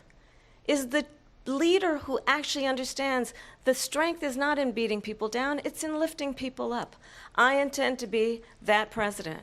President Trump, your Well, response? first of all, I wasn't given $400 million. I wish I was. My father was a Brooklyn builder, Brooklyn, Queens, and a great father, and I learned a lot from him. But I was given a fraction of that, a tiny fraction, and I built it into many, many billions of dollars, many, many billions. And when people see it, they are even surprised. So we don't have to talk about that. Fracking, she's been against it for 12 years. Defund the police, she's been against that forever. She gave all that stuff up very wrongly, very horribly, and everybody's laughing at it, okay? They're all laughing at it. She gave up at least 12 and probably 14 or 15 different policies, like She was big on defund the police. In Minnesota, she went out. Wait a minute. I'm talking now. If you don't mind, please. Does that sound familiar? She went out in Minnesota and wanted to let criminals that killed people, that burned down Minneapolis, she went out and raised money to get them out of jail. She did things that nobody would ever think of. Now she wants to do transgender operations on illegal aliens that are in prison. This is a radical left liberal that would do this. She wants to confiscate your guns, and she will never allow fracking in Pennsylvania. If she won the election, fracking in Pennsylvania will end on day one. Just to finish, one thing so important in my opinion. So I got the oil business going like nobody has ever done before. When they took over, they got rid of it, started getting rid of it, and the prices were going up the roof. They immediately let these guys go to where they were. I would have been 5 times, 4 times, 5 times higher, because you're talking about 3.5 years ago. They got it up to where I was because they had no choice, because the prices of energy were quadrupling and doubling. You saw what happened to gasoline. So they said, let's go back to Trump. But if she won the election, the day after that election, they'll go back to destroying our country, and oil will be dead, fossil fuel will be dead, we'll go back to windmills, and we'll go back to solar, where they need a whole desert to get some energy to come out of. You ever see a solar plant? By the way, I'm a big fan of solar, but they take 400, 500 acres of desert President soil. Trump, we have a These lot are of not good issues things that for we the have to get to. environment, as We're she out of time. understands. Thank you. Lindsay, thank you. We have an election in just 56 days. And I want to talk about the peaceful transfer of power, which, of course, we all know is a cornerstone of our democracy, and the role of a president in a moment of crisis. Mr. President, on January 6th, you told your supporters to march to the Capitol. You said you would be right there with them. The country and the world saw what played out at the Capitol that day, the officers coming under attack. Aides in the West Wing say you watched it unfold on television off the Oval Office. You did send out tweets, but it was more than 2 hours before you sent out that video message telling your supporters to go home. Is there anything you regret about what you did on that day? You just said a thing that isn't covered. Peacefully and patriotically, I said during my speech, not later on. Peacefully and patriotically. And nobody on the other side was killed. Ashley Babbitt was shot by an out-of-control police officer that should have never, ever shot her. It's a disgrace. But we didn't do this group of people that have been treated so badly. I ask, what about all the people that are pouring into our country and killing people that she allowed to pour in? She was the border czar, remember that. She was the border czar. She doesn't want to be called the border czar because she's embarrassed by the border. In fact, she said at the beginning, well, I'm surprised you're not talking about the border yet. That's because she knows what a bad job they've done.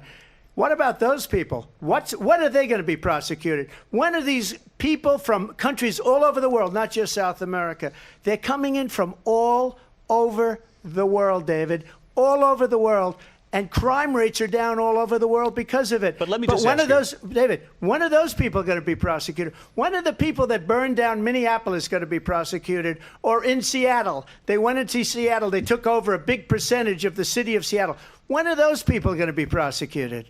But let me just ask you. You might ask her that question. You were the president. You were watching it unfold on television. It's a very simple question as we move forward toward another election. Is there anything you regret about what you did on that day? Yes or no? I had nothing to do with that other than they asked me to make a speech. I showed up for a speech. I said, I think it's going to be big. I went to Nancy Pelosi and the mayor of Washington, D.C., and the mayor put it back in writing, as you know.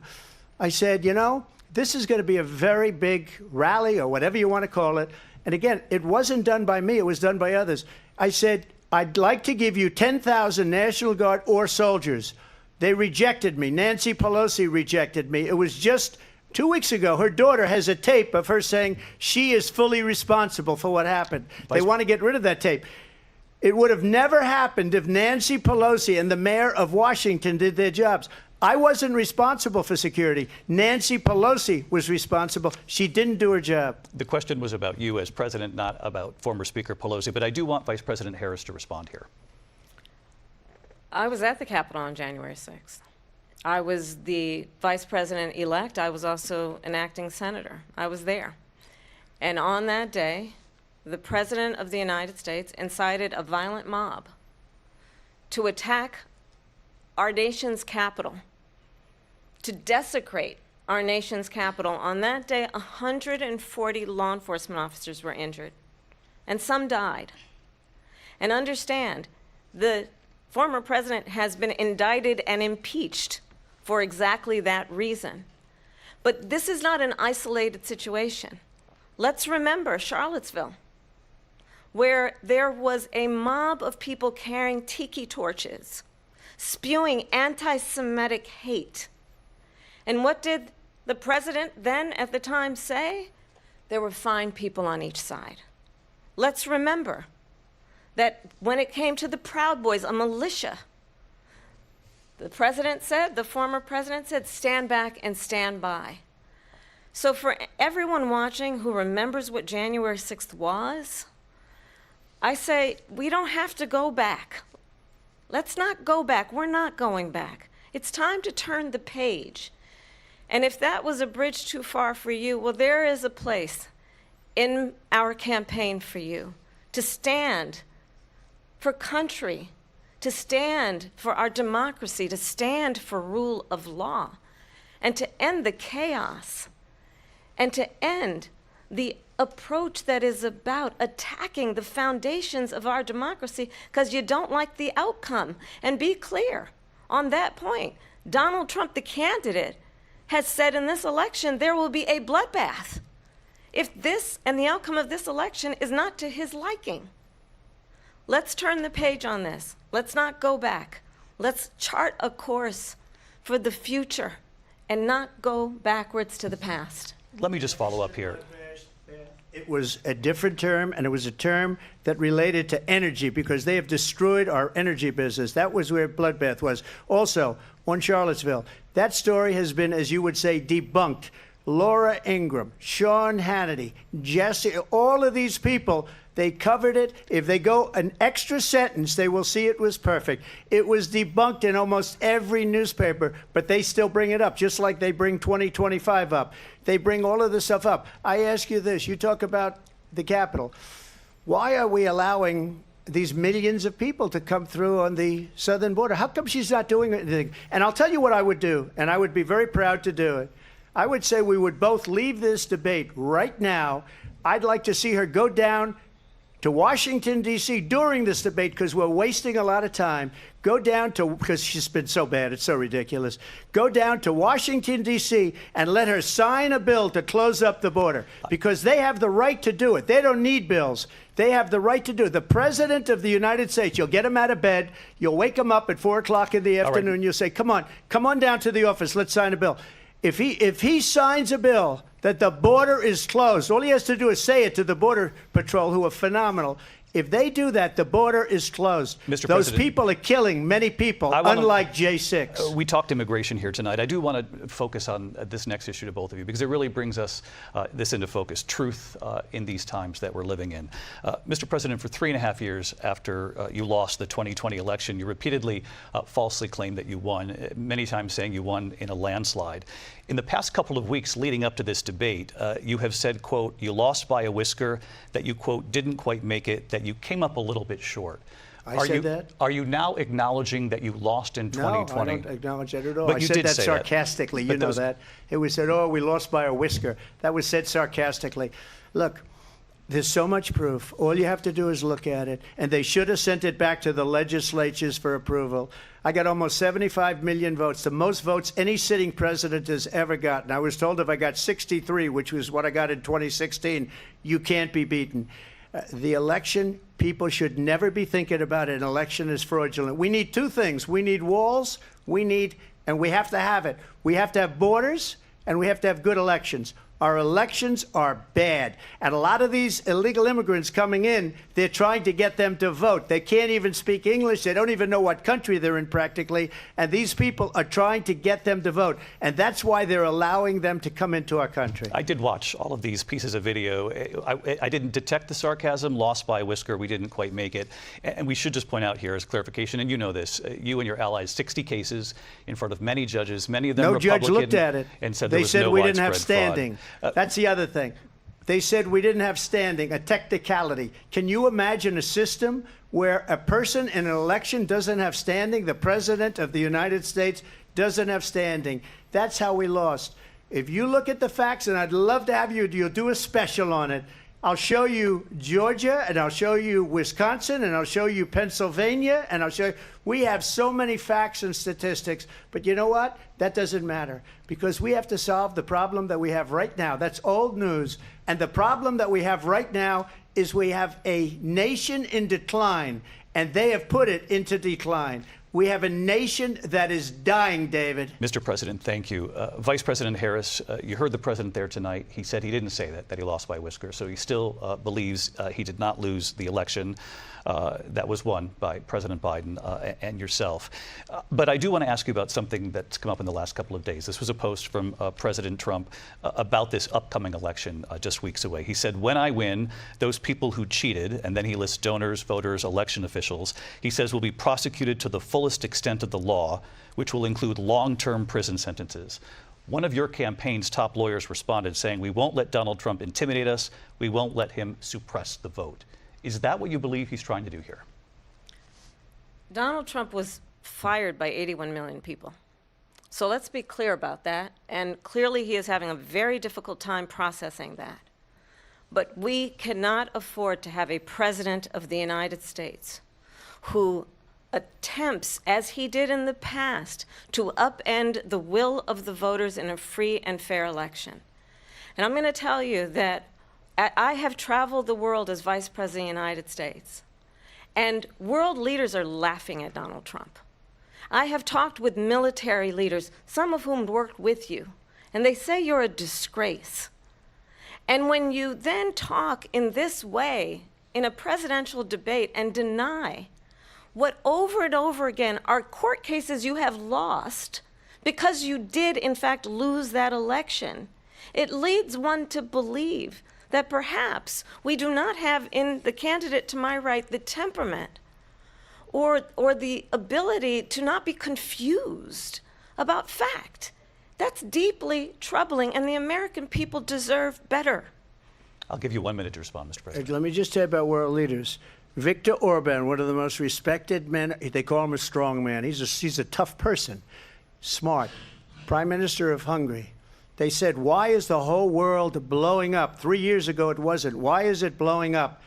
He said, because you need Trump back as president. They were afraid of him. China was afraid, and I don't like to use the word afraid, but I'm just quoting him. China was afraid of him. North Korea was afraid of him. Look at what's going on with North Korea, by the way. He said Russia was afraid of him. I ended the Nord Stream 2 pipeline, and Biden put it back on day one, but he ended the XL pipeline.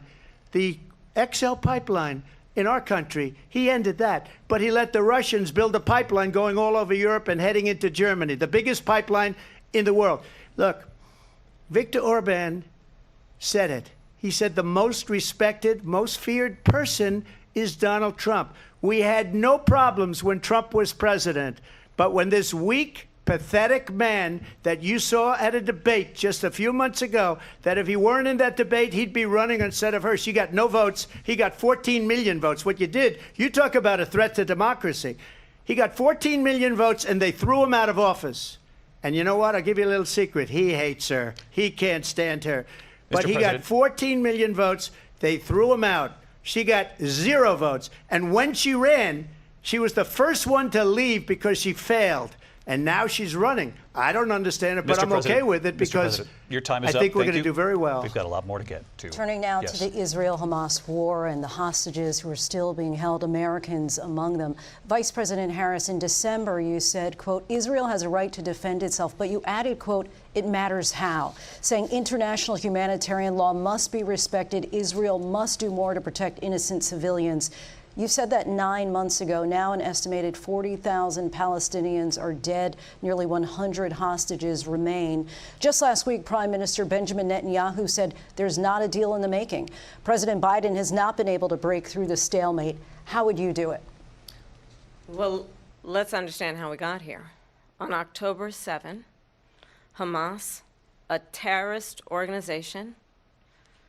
slaughtered 1,200 Israelis. many of them young people who were simply attending a concert. Women were horribly raped. And so absolutely, I said then, I say now, Israel has a right to defend itself. We would. And how it does so matters,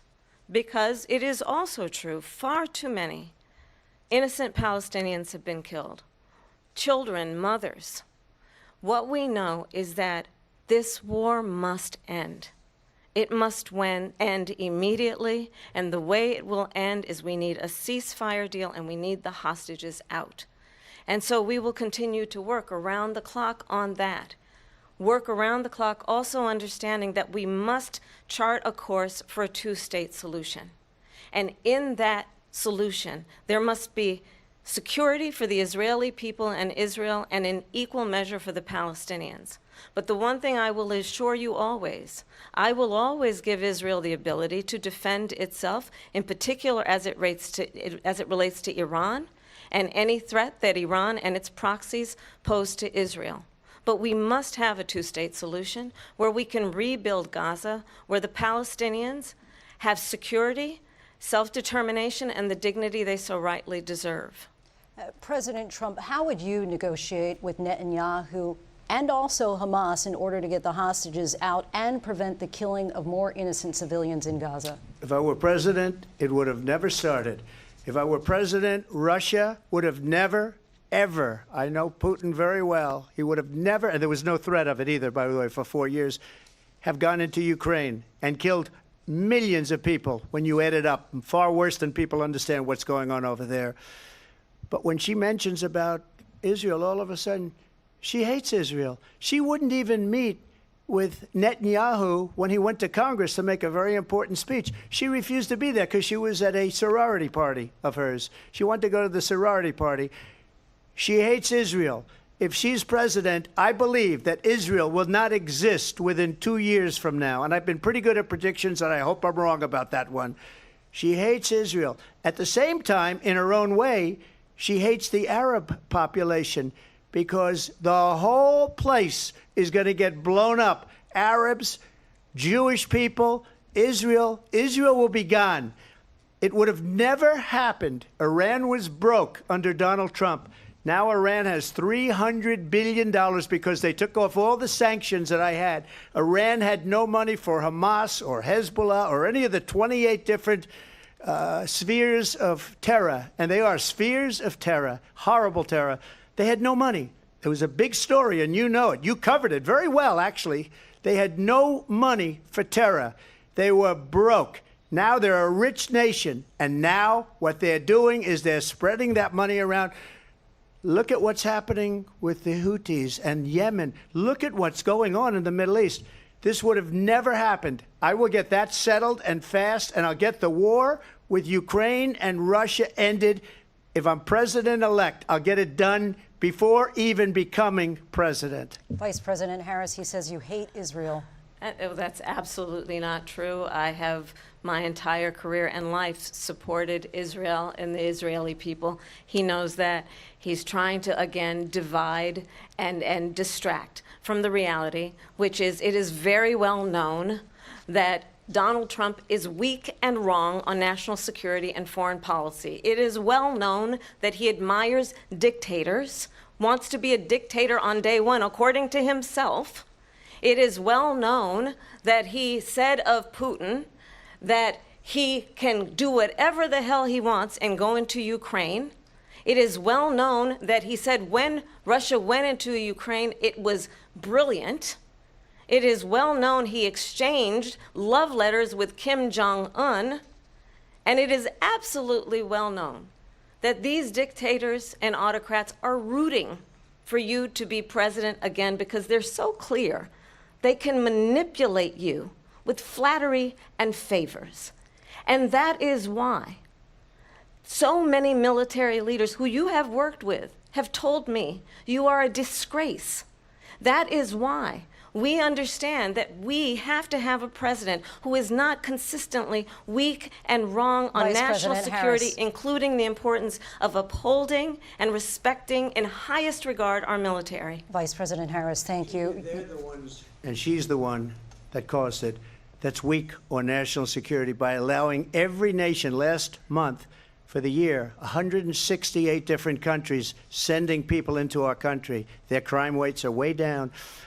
Putin endorsed her last week, said, I hope she wins. And I think he meant it because what he's gotten away with is absolutely incredible. It wouldn't have happened with me. The leaders of other countries think that they're weak and incompetent, and they are. They're grossly incompetent. And I just ask one question. Why does Biden go in and kill the Keystone Pipeline and approve the single biggest deal that Russia's ever made, Nord Stream 2, the biggest pipeline anywhere in the world going to Germany and all over Europe? Because they're weak and they're ineffective. And Biden, by the way, President gets paid Trump, a lot of money. Thank you. We have a lot of issues to get to. We'll be right back with much more of this historic ABC News presidential debate from the National Constitution Center right here in Philadelphia. Back in a moment.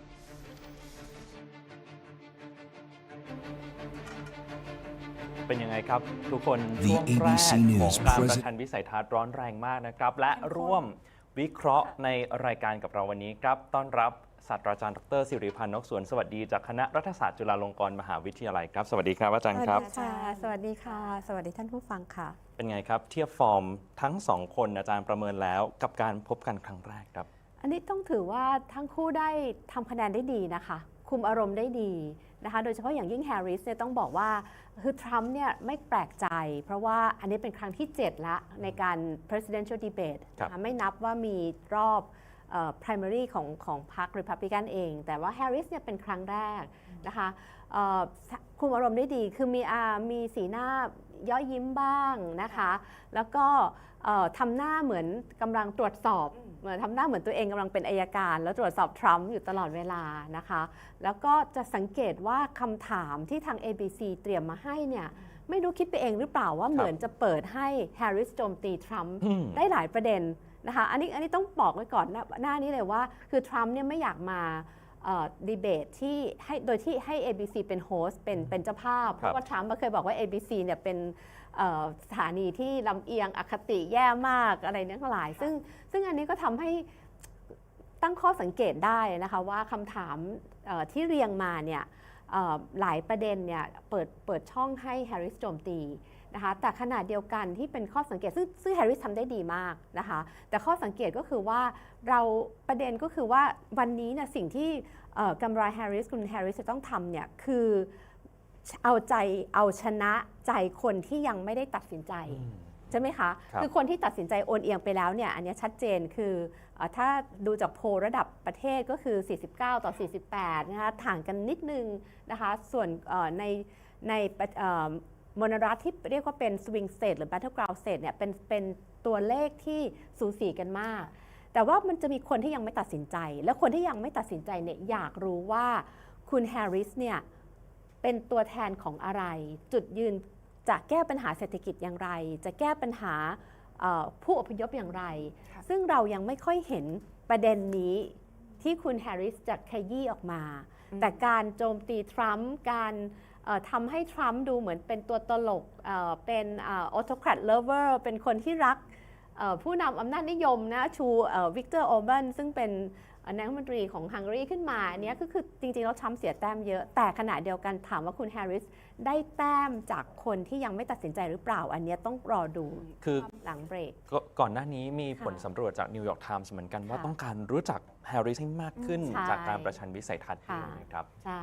คือ 28% เนี่ยบอกว่ายังไม่รู้จักแฮร์ริสอยากรู้จักมากขึ้นในขณะที่อยากรู้จักทรัมป์เพิ่มขึ้นแค่ 9% หมายความว่าเขารู้จักทรัมป์แล้วล่ะว่าทรัมป์เป็นแบบไหนนะคะดังนั้นวันนี้เราก็ได้เห็นว่าสิ่งที่คุณแฮร์ริสทำก็คือทำให้ทรัมป์ดูเป็นคนที่พูดเพ้อเจ้อบ้างนะคะเรื่องทันแมวใช่ไหมทันเนื้อแมวใช่ซึ่งตรงนี้ก็ทำให้แฮร์ริสได้แต้มบ้างแต่มันในด้านกลับกันเนี่ยก็คือต้องทำให้ตัวเองชัดว่าตัวเองเป็นตัวแทนของกลุ่มไหนจะเป็นตัวแทนของกลุ่มไหนจะทำอะไรโดยเฉพาะประเด็นเรื่องเศรษฐกิจและกระเป๋าตังค์จะสังเกตได้จากคำถามแรกเลยอาจารย์ก็ขึ้นต้นด้วยเรื่องของเศรษฐกิจเลยนะครับจะสังเกตว่าในช่วงแรกก็จะเป็นประเด็นในประเทศซะมากกว่าเรื่องของเศรษฐกิจผู้อพยพอนามัยเจริญพันธุ์รวมถึงการทำแท้งซึ่งเป็นเรื่องที่ร้อนแรงแล้วก็เป็นข้อถกเถียงกันมากเลยนะครับอย่างเรื่องของเศรษฐกิจแฮร์ริสก็ย้ำเรื่องของ opportunity economy ซึ่ง มันกึ่งนโยบายประชานิยมตามแผนของแฮร์ริสด้วยถูกไหมครับ แต่ว่าเรื่องนี้ก็ยังเป็นข้อถกเถียงว่ามันจะคุ้มค่าหรือเปล่า มันจะทำให้ความต้องการในการมีบ้านเนี่ยเพิ่มมากขึ้นหรือเปล่าในขณะที่สหรัฐเองก็กำลังประสบปัญหาขาดแคลนบ้าน 3-7 ล้านหลังเลยนะครับ ค่ะใช่คือประเด็นเรื่องการอะไร housing ให้สำหรับคนยากจนหรือว่าคนรายได้น้อยนะคะรวมถึงเรื่องการลดภาษีนะคะซึ่งทั้งสองคนเนี่ยพูดถึงเรื่องจะไม่เก็บภาษีที่ได้จากการทิปด้วยนะคะแต่ว่าคือเรายังไม่เห็นว่าจะทำอย่างไรนะคะคือเราเห็นว่าจะทำอะไรแต่จะทำอย่างไรเนี่ยเป็นสิ่งที่ทางคุณแฮร์ริสจะต้องมีนโยบายออกมาค่อนข้างชัดคือพูดง่ายๆว่าคนที่เห็นทรัมป์เนี่ยคนก็จะมองว่าเขาเคยประสบความสำเร็จในเชิงธุรกิจนะคะเคยบริหารประเทศมาแต่คุณแฮร์ริสยังไม่มีประสบการณ์ตรงนี้ครับเอาละครับเดี๋ยวช่วงนี้กลับไปที่สตูดิโอในเมืองฟิลาเดลเฟียรัฐเพนซิลเวเนียกันครับDefend Ukraine from Russia, from Vladimir Putin, to defend their sovereignty, their democracy, that it's in America's best interest to do so, arguing that if Putin wins, he may be emboldened to move even further into other countries. You have said you would solve this war in 24 hours. You said so just before the break tonight. How exactly would you do that? And I want to ask you a very simple question tonight. Do you want Ukraine to win this war? I want the war to stop. I want to save lives that are being uselessly people being killed by the millions. It's the millions. It's so much worse than the numbers that you're getting, which are fake numbers. Look, we're in for 250 billion or more because they don't ask Europe, which is a much bigger beneficiary to getting this thing done than we are.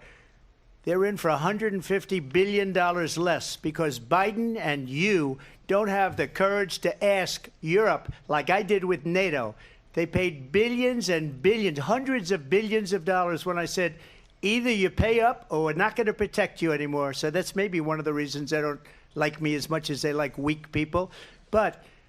you take a look at what's happening. We're in for 250 to 275 billion. They're into 100 to 150. They should be forced to equalize. With that being said, I want to get the war settled. I know Zelensky very well, and I know Putin very well. I have a good relationship, and they respect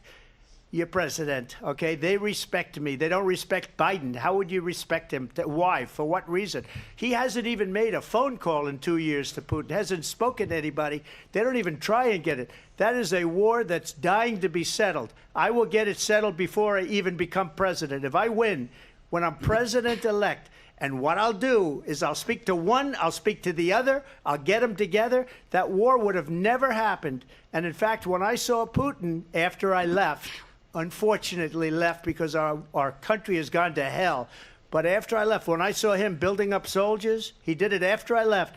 I said, oh, he must be negotiating. It must be a good, strong point of negotiation. Well, it wasn't because Biden had no idea how to talk to him. He had no idea how to stop it. And now you have millions of people dead, and it's only getting worse, and it could lead to World War III. Don't kid yourself, David. We're playing with World War III, and we have a president that we don't even know if he's... Where is our president? We don't even know if he's a president. And just to clarify they threw him out of a campaign like a dog. We don't even know. Is he our president? But we have a president, Mr. President, that doesn't know he's alive. Your time is up.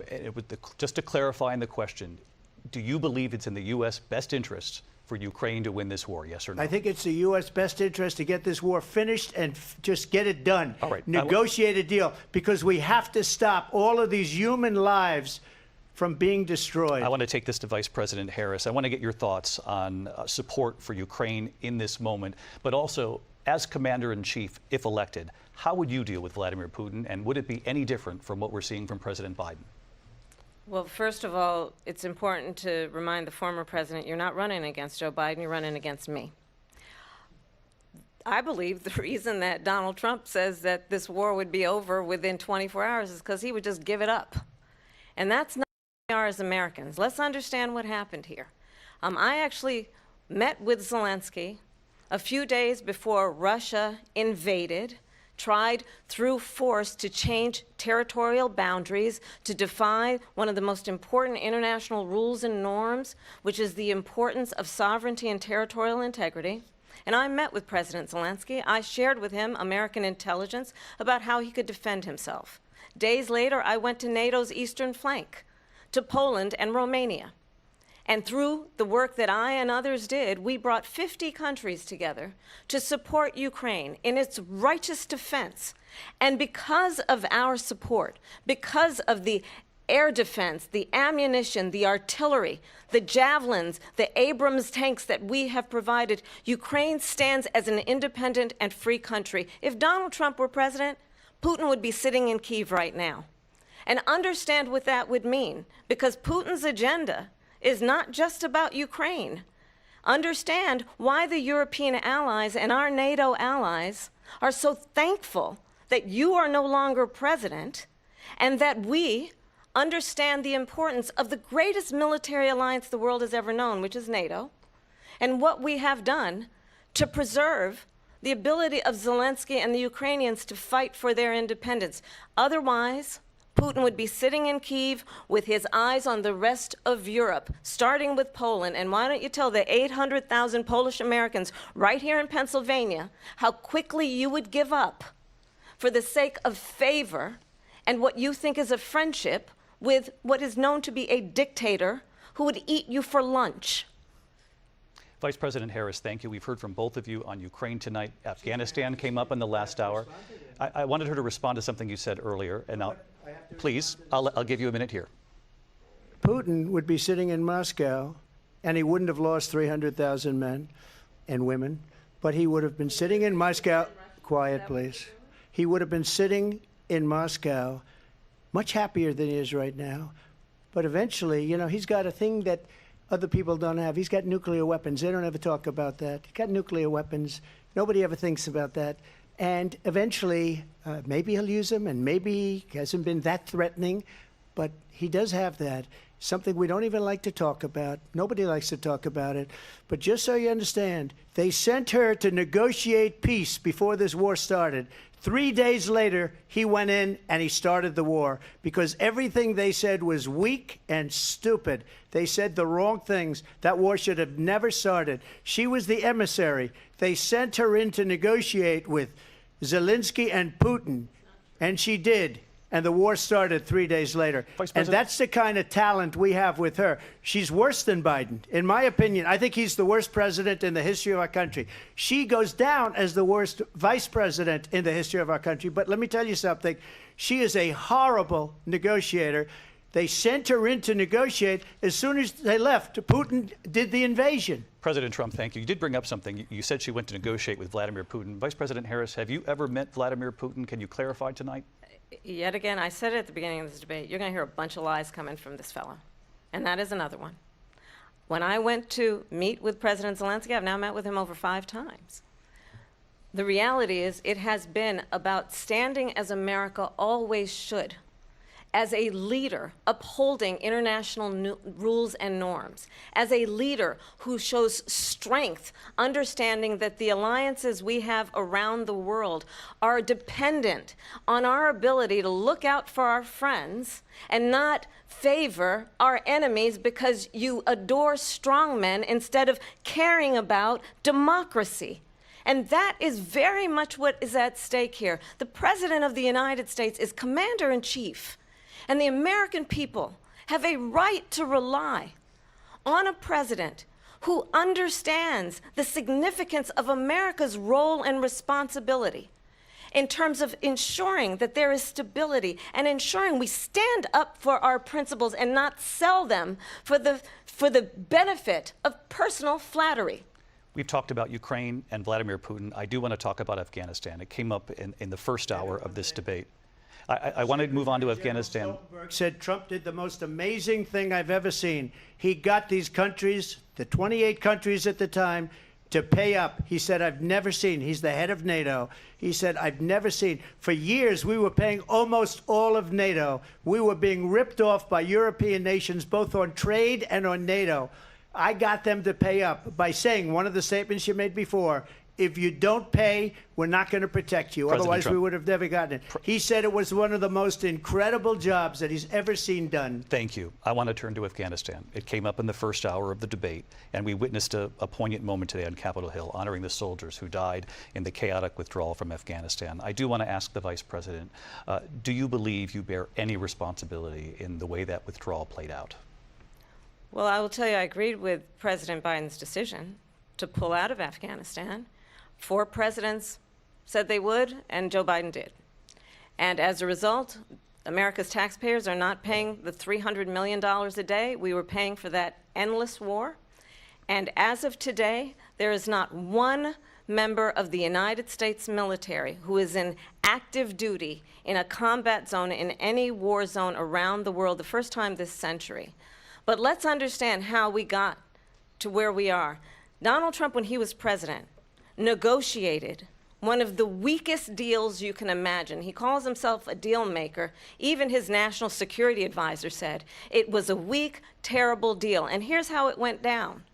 He bypassed the Afghan government. He negotiated directly with a terrorist organization called the Taliban. The negotiation involved the Taliban getting 5,000 Taliban terrorists released. And get this, and the president at the time invited the Taliban to Camp David, a place of storied significance for us as Americans, a place where we honor the importance of American diplomacy, where we invite and receive respected world leaders. And this former president, as president, invited them to Camp David because he does not again appreciate the role and responsibility of the President of the United States to be commander-in-chief with a level of respect. And this gets back to the point of how he has consistently disparaged and demeaned members of our military, fallen soldiers, and the work that we must do to uphold the strength and the respect of the United States of America around the world. Vice President Harris, thank you. President Trump, your response to her saying that you began the negotiations thank with the you. Taliban. So, if you take a look at that period of time, the Taliban was killing our soldiers, a lot of them, with snipers. And I got involved with the Taliban because the Taliban was doing the killing. That's the fighting force within Afghanistan. They don't bother doing that because, they deal with the wrong people all the time. But I got involved. And Abdul is the head of the Taliban. He is still the head of the Taliban. And I told Abdul, don't do it anymore. You do it anymore, you're going to have problems. And he said, why do you send me a picture of my house? I said, you're going to have to figure that out, Abdul. And for 18 months, we had nobody killed. We did have an agreement negotiated by Mike Pompeo. It was a very good agreement. The reason it was good, we were getting out. We would have been out faster than them, but we wouldn't have lost the soldiers. We wouldn't have left many Americans behind, and we wouldn't have left $85 billion worth of brand new, beautiful military equipment behind. And just to finish, they blew it. The agreement said you have to do this, and they didn't do it. The agreement was terminated by us because they didn't do what they were supposed to do. I want to move on. And these people did the worst withdrawal, and in my opinion, the most embarrassing moment in the history of our country. And by the way, that's why Russia attacked Ukraine, because they saw how incompetent she and her boss are. President Trump, thank you. I want to move on now to race and politics in this country. Mr. President, you recently said of Vice President Harris, quote, I didn't know she was black until a number of years ago when she happened to turn black, and now she wants to be known as black. I want to ask a bigger picture question here tonight. Why do you believe it's appropriate to weigh in on the racial identity of your opponent? I don't, and I don't care. I don't care what she is. I don't care. You make a big deal out of something. I couldn't care less. Whatever she wants to be is okay with me. But those were your words, so I'm asking... I don't know. I mean, all I can say is I read where she was not black, that she put out, and I'll say that. And then I read that she was black, and that's okay. Either one was okay with me. That's up to her. That's up to her. Vice President Harris, your thoughts on this? I think it's, honestly, I think it's a tragedy that we have someone who wants to be president who has consistently, over the course of his career, attempted to use race to divide the American people. You know, I do believe that the vast majority of us know that we have so much more in common than what separates us, and we don't want this kind of approach that is just constantly trying to divide us, and especially by race. And let's remember how Donald Trump started. He was land, he owned buildings, and he was investigated because he refused to rent property to black families. Let's remember, this is the same individual who took out a full-page ad in the New York Times calling for the execution of 5 young black and Latino boys who were innocent, the Central Park 5. Took out a full-page ad calling for their execution. This is the same individual who spread birther lies about the first black president of the United States. And I think the American people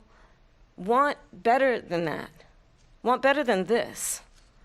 want someone who understands, as I do, I travel our country. We see in each other a friend. We see in each other a neighbor. We don't want a leader who is constantly trying to have Americans point their fingers at each other. I meet with people all the time who tell me, can we please just have discourse about how we're going to invest in the aspirations and the ambitions and the dreams of the American people? Knowing that regardless of people's color or the language their grandmother speaks, we all have the same dreams and aspirations and want a president who invests in those, not in hate and division. Vice President Harris, thank you. Lindsay? President Trump, this is now your 3rd time. This is the most divisive presidency in the history of our country. There's never been anything like it. They're destroying our country, and they come up with things like what she just said. Going back many, many years, when a lot of people, including Mayor Bloomberg, agreed with me on the Central Park 5, they admitted, they said, they pled guilty. And I said, well, if they pled guilty, they badly hurt a person, killed a person ultimately. And if they pled guilty, then they pled, we're not guilty. But this is a person that has to stretch back years, 40, 50 years ago, because there's nothing now. I built one of the greatest economies in the history of the world, and I'm going to build it again. It's going to be bigger, better, and stronger. But they're destroying our economy. They have no idea what a good economy is. Their oil policies, every single policy. And remember this, she is Biden. You know, she's trying to get away from Biden. I don't know the gentleman, she says. She is Biden. The worst inflation we've ever had, a horrible economy because inflation has made it so bad, and she can't get away with that. Thank you. Your time is up, Lindsay. I want to respond to that, though. I want to just respond briefly. Clearly, I am not Joe Biden, and I am certainly not Donald Trump. And what I do offer is a new generation of leadership for our country, one who believes in what is possible, one who brings a sense of optimism about what we can do instead of always disparaging the American people.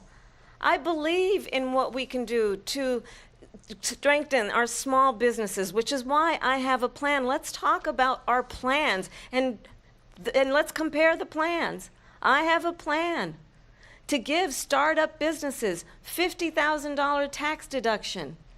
to pursue their ambitions, their innovation, their ideas, their hard work. I have a plan, $6,000 for young families for the first year of your child's life, to help you in that most critical stage of your child's development. I have a plan that is about allowing people to be able to pursue what has been fleeting in terms of the American dream by offering a help with down payment of $25,000 down payment assistance for first-time home buyers. That's the kind of conversation, I believe, David, that people really want tonight, as opposed to a conversation that is constantly about belittling and name-calling. Let's turn the page Vice President and move Harris, forward. thank you. Let's turn to policy. President Trump, we have to move on. President Trump, Let's turn to policy, She please. has a plan to defund the police, She has a plan to confiscate everybody's gun. President Trump, she we has do a have to plan move to on to not other allow issues. fracking in Pennsylvania or anywhere else. Okay. That's what her President. plan is until just recently. I just need Lindsay, to go ahead. respond President because Trump- no, the President former Trump- president has said No, I'm something sorry. twice that I need to No, respond to. I'm sorry. We're I just need going to move respond on, Vice one President time Harris. to what he President has said Trump, this multiple is times. now your Yes. third time running for president. You have long vowed to repeal and replace the Affordable Care Act, also known as Obamacare. You have failed to accomplish that. You now say you're going to keep Obamacare, quote, unless we can do something much better. Last month, you said, quote, we're working on it. So tonight, 9 years after you first started running, do you have a plan, and can you tell us what it is? Obamacare was lousy health care, always was. It's not very good today. And what I said, that if we come up with something, and we are working on things, we're going to do it and we're going to replace it. But remember this, I inherited Obamacare because Democrats wouldn't change it. They wouldn't vote for it. They were unanimous. They wouldn't vote to change it. If they would have done that, we would have had a much better plan than Obamacare. But the Democrats came up. They wouldn't vote for it. I had a choice to make when I was president. Do I save it and make it as good as it can be, never going to be great, or do I let it rot? And I felt I had an obligation, even though politically it would have been good to just let it rot and let it go away. I decided, and I told my people, the top people, and they're very good people. I have a lot of good people in that administration. We read about the bad ones. We had some real bad ones too, and so do they. They have really bad ones. The difference is they don't get rid of them. But let me just explain. I had a choice to make. Do I save it and make it as good as it can be, or do I let it rot? And I saved it. I did the right thing. But it's still never going to be great, and it's too expensive for people. And what we will do is we're looking at different plans. If we can come up with a plan that's going to cost our people, our population, less money and be better health care than Obamacare, then I would absolutely do it. But until then, I'd run it as good as it can be run. So just a yes or no, you still do not have a plan? I have concepts of a plan. I'm not president right now. But if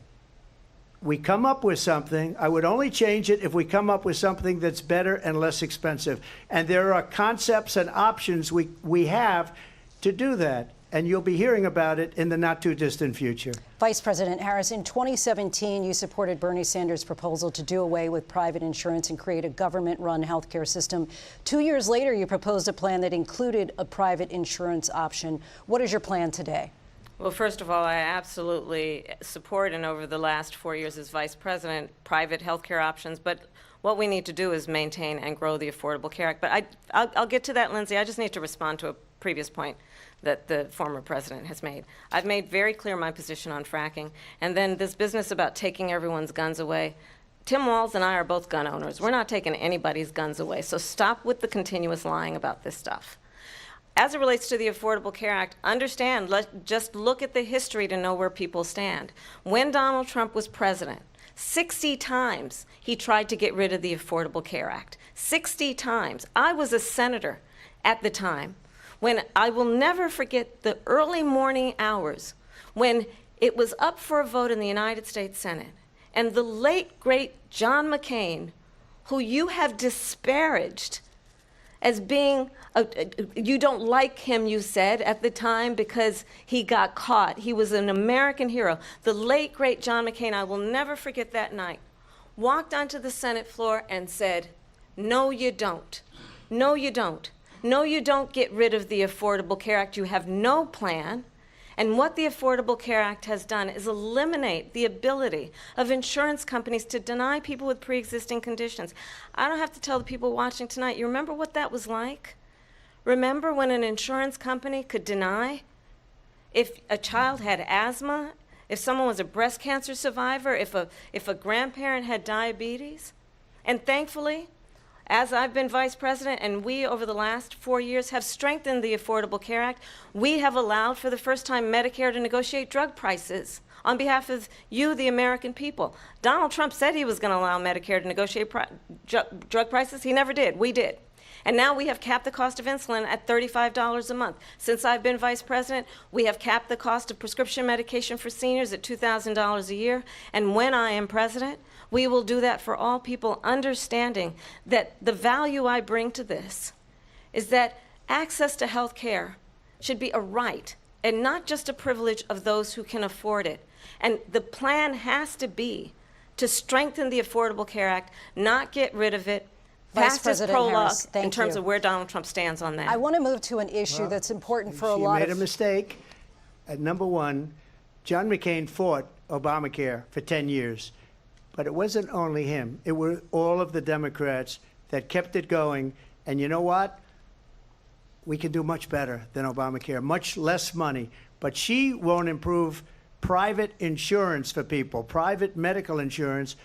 That's another thing she doesn't want to get. People are paying privately for insurance that have worked hard and made money, and they want to have private. She wants everybody to be on government insurance where you wait 6 months for an operation that you need immediately. President Trump, thank you. We have another issue that we'd like to get to that's important for a number of Americans, in particular younger voters, and that's climate change. President Trump, with regard to the environment, you say that we have to have clean air and clean water. Vice President Harris, you call climate change an existential threat. The question to you both tonight is, what would you do to fight climate change? And Vice President Harris, we'll start with you. 1 minute for you each. Well, the former president had said the climate change is a hoax. And what we know is that it is very real. You ask anyone who lives in a state who has experienced these extreme weather occurrences, who now is either being denied home insurance or it's being jacked up. You ask anybody who has been the victim of what that means in terms of losing their home, having nowhere to go. We know that we can actually deal with this issue. The young people of America care deeply about this issue. And I am proud that as Vice President over the last 4 years, we have invested $1 trillion in a clean energy economy, while we have also increased domestic gas production to historic levels. We have created over 800,000 new manufacturing jobs while I have been Vice President. We have invested in clean energy to the point that we are opening up factories around the world. Donald Trump said he was going to create manufacturing jobs. He lost manufacturing jobs. And I'm also proud to have the endorsement of the United Auto Workers and Sean Fain, who also know that part of building a clean energy economy includes investing in American-made products, American automobiles. It includes growing what we can do around American manufacturing and opening up auto plants, not closing them like happened under Donald Trump. Vice President Harris, thank you. It didn't happen under Donald Trump. Let me just tell you, they lost 10,000 manufacturing jobs this last month. It's going, they're all leaving. They're building big auto plants in Mexico, in many cases owned by China. They're building these massive plants, and they think they're going to sell their cars into the United States because of these people. What they have given to China is unbelievable. But we're not going to let that. We'll put tariffs on those cars so they can't come into our country, because they will kill the United Auto Workers and any auto worker, whether it's in Detroit or South Carolina or any other place. What they've done to business and manufacturing in this country is horrible. We have nothing because they refuse. You know, Biden doesn't go after people because supposedly China paid him millions of dollars. He's afraid to do it. Between him and his son, they get all this money from Ukraine. They get all this money from all of these different countries. And then you wonder, why is he so loyal to this one, that one, Ukraine, China? Why is he? Why did he get $3.5 million from the mayor of Moscow's wife? Why did she pay him $3.5 million? This is a crooked administration, and they're selling our country down the tubes. President Trump, thank you. Thank you. We'll be right back with closing statements from both of our candidates. An historic night, this ABC News presidential debate from Philadelphia. Back in a moment.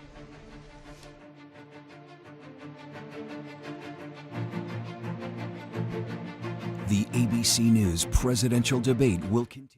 กลับมาพบกันอีกรอบหนึ่งนะครับอาจารย์ช่วงที่ 2 คุณมินนี่ก็จะมีการพูดถึงเรื่องของนโยบายต่างประเทศมีรัสเซียยูเครนเนาะมีพูดถึงเกี่ยวกับประเด็นอัฟกานิสถานมีพูดเกี่ยวกับเชื้อชาติของแฮร์ริสด้วยรวมถึงประเด็น climate change ค่ะแล้วก็มีก่อนจบทรัมป์บอกว่าถ้าเกิดเขาได้เป็นประธานาธิบดีจะมีการขึ้นภาษีรถยนต์ที่นำเข้าจากจีนด้วยใช่ไหมคะแล้วก็ ABC ค่ะมีเปิดออกมาว่าในช่วงแรกที่ผ่านไปจริงๆทรัมป์ทำเวลาได้ดีกว่าแฮร์ริสนะคะเพราะว่าเขาใช้เวลาไป28 นาที 22 วิในขณะที่แฮร์ริสนะคะทำไป21 นาที แล้วก็อีก 25 วินาทีค่ะ พูดง่ายๆว่าทรัมป์พูดมากกว่า ใช่พูดมากกว่าค่ะอาจารย์ มีโอกาสได้พูดมากกว่า แต่ว่าคิดว่าทั้งสองคนต้องชื่นชมนะคะ อันนี้ทำได้ดี โดยเฉพาะอย่างยิ่งถ้าเปรียบเทียบกับตอนทรัมป์กับไบเดนเมื่อเดือนมิถุนาตอนนั้นเนี่ยจะเป็นเหมือนกับทะเลาะกันไปมาโต้กลับไปมา แต่ว่าครั้งนี้ก็ต้องชื่นชมผู้ดำเนินรายการทั้งสองท่านด้วยคุณลินซี่กับคุณเดวิดนะคะคือสามารถคุมประเด็นได้ดี แล้วก็บอกเลยว่าเราต้องการให้ประเด็นในเชิงนโยบายเนี่ยออกมาชัดแล้วก็ไล่ทีละประเด็นนะคะแล้วก็ถือว่าครอบคลุมจริงๆแล้วนี่ครอบคลุมทั้งหมดเลยนะคะตั้งแต่ที่คุณป้าพูดตั้งแต่เศรษฐกิจใช่ไหมคะทำแท้งผู้อพยพอิสราเอลปาเลสไตน์นะคะนโยบายต่างประเทศซึ่งจริงๆแล้วเนี่ยต้องถือว่าเป็นจุดอ่อนของแฮร์ริสเพราะว่าไม่เคยได้เป็นตัวแทนไปสัมผัสเลยนะคะแต่ก็ปรากฏว่าทำได้ดีคือโดยการเอามาบอกว่าตัวทรัมป์เองต่างหากที่กลายเป็นตัวตลกของผู้นำโลกโดยเฉพาะพันธมิตรทางนาโต้นะคะแล้วก็บอกเลยว่าซึ่งทำให้ทรัมป์พูดออกมาอีกครั้งหนึ่งว่าจะให้ประเทศสมาชิกนาโต้เหล่านั้นต้องจ่ายค่าสมาชิกดูแลตัวเองซึ่งเป็นประเด็นที่ชาวโลกตั้งคำถามมากนะคะแล้วก็ประเด็นเรื่องสิ่งแวดล้อมซึ่งก็ถือว่าเป็นจุดแข็งของทางเดโมแครตแล้วก็เมื่อกี้ที่น้องเมนนี่พูดเรื่องภาษีรถยนต์ซึ่งอันนี้ก็เป็นสิ่งที่ทรัมป์พูดมาตลอดแต่เรื่องภาษีต้องบอกท่านผู้ฟังแบบนี้ว่าถึงแม้ทรัมป์จะขึ้นภาษีโดยเฉพาะเอากำแพงภาษีมาเป็นจุดแข็งในการทำให้เศรษฐกิจอเมริกาดีขึ้นเนี่ยแต่พอไบเดนเข้ามาเป็นประธานาธิบดีไม่ได้ลดภาษีที่ทรัมป์ขึ้นไว้นะคะยังใช้อัตราภาษีคือกำแพงภาษีเนี่ยเหมือนเดิมนั้นต้องบอกว่าจริงๆจุดที่เราเห็นความแตกต่างอย่างชัดเจนระหว่างแฮร์ริสกับทรัมป์ในหลายเรื่องแต่เรื่องของกำแพงภาษีและการมองว่าจีนเป็นคู่แข่งสำคัญเนี่ยเป็นจุดที่เหมือนกันระหว่าง Democrat และ Republican เป็นจุดร่วม แต่วิธีการแสดงออกอาจจะแตกต่างกันถูกไหมครับอาจารย์อาจารย์เรื่องของอัฟกานิสถานก็เป็นประเด็นร้อนเหมือนกันเมื่อเดือนสิงหาคมที่ผ่านมาก็เพิ่งครบรอบการถอนกำลังพลออกจากอัฟกานิสถานนะครับจุดนี้หลายๆคนก็มองว่าอาจจะเป็นแผลของพรรคเดโมแครตแต่ว่าในความเป็นจริงแล้วเนี่ยการตรวจสอบข้อมูลก็พบว่าจริงๆทั้งทรัมป์และไบเดนอาจจะตกเป็นเป้าด้วยกันทั้งคู่เหมือนกันคือจริงแล้วไม่ได้ต่างกันนะคะเพียงแต่ว่าจุดตรงนี้ค่ะว่าคือทรัมป์เนี่ยถามว่าคุณแฮร์ริสกับคุณกัมลาแฮร์ริสเห็นด้วยกับไบเดนหรือเปล่านะคะในการถอนทหารซึ่งคุณกัมลาบอกชัดเจนว่าเห็นด้วยทีนี้ประเด็นตรงนี้จุดอ่อนมันคืออะไรจุดอ่อนมันมี2ประเด็นคือว่าการถอนทหารของไบเดนเนี่ยค่อนข้างทำแบบไม่มีแผนสำรองดังนั้นคนก็เลยจะมองว่าในเมื่อคุณบุกไปแล้วก็ไปทำให้รัฐบาลของเขาเนี่ยแพ้กับตาลิบันแล้วอยู่ๆคุณถอนออกมามันก็เลยทำให้ประชาชนที่เป็นผู้บริสุทธิ์ของคนอัฟกานิสถานเนี่ยตกอยู่ภายใต้การปกครองของรัฐบาลเผด็จการแบบตาลิบันนะคะแล้วก็ประเด็นที่2ก็คือการที่เราเห็นจริงๆตั้งแต่สมัยโอบามานั่งหัวโต๊ะในการรอบสังหารบินลาเดนเนี่ยมันเป็นคำถามในเชิงอำนาจของสหรัฐอเมริกาใช้อำนาจอะไรในการบุกเข้าไปในประเทศแล้วปากีสถานนะคะไม่ใช่อัฟกานิสถานในการไปสังหารผู้นำตรงจุดนี้ก็เป็นจุดอ่อนของเดโมแครตมาตลอดนะคะแต่ก็จะเห็นว่าคุณกัมลาแฮร์ริสก็คุมอารมณ์ได้ดีนะคะแล้วก็ยืนยันนะคะในเรื่องของทำไมเราต้องถอนทหารก็คือเพื่อต้องการประหยัดภาษีของคนอเมริกันไงอันนี้ก็คือเป็นการใช้จุดอ่อนเนี่ยมาตีกลับได้ครับคือทรัมป์เนี่ยบอกได้ว่าตลอด18 เดือนในสมัยของทรัมป์ไม่มีทหารอเมริกันที่เสียชีวิตในอัฟกานิสถานเลยแฟกเช็คแล้วเนี่ยจริงๆไม่ใช่นะครับจริงๆมีทหารอเมริกันที่เสียชีวิต2คนวันที่9กุมภาพันธ์ปี2020นะครับแม้ว่าและอัตรากำลังพลอเมริกันที่เสียชีวิตในยุคของทรัมป์เนี่ย65 คนขณะที่ไบเดนตอนนี้อยู่ที่16 คนซึ่งมากกว่าและจุดที่น่าสนใจก็คือคุณกัมลาแฮร์ริสเนี่ยเอาประเด็นเรื่องการที่ทรัมป์เชิญตาลิบันมาเจรจาที่แคมป์เดวิดซึ่งทำให้คนจะรู้สึกคุณกัมลาแฮร์ริสมองว่าอันนี้เท่ากับทรัมป์ไม่เคารพประวัติศาสตร์และความสำคัญของแคมป์เดวิดที่ใช้ในการเจรจากับโลกเสรีนี่คุณเหมือนกับเชิญอะไรผู้ร้ายโลกเข้ามาอันเนี้ยนะคะเอาละครับเดี๋ยวช่วงนี้เดี๋ยวกลับไปที่ฟิลาเดลเฟียกันต่อนะครับเป็นการพูดปิดท้ายรายการครับ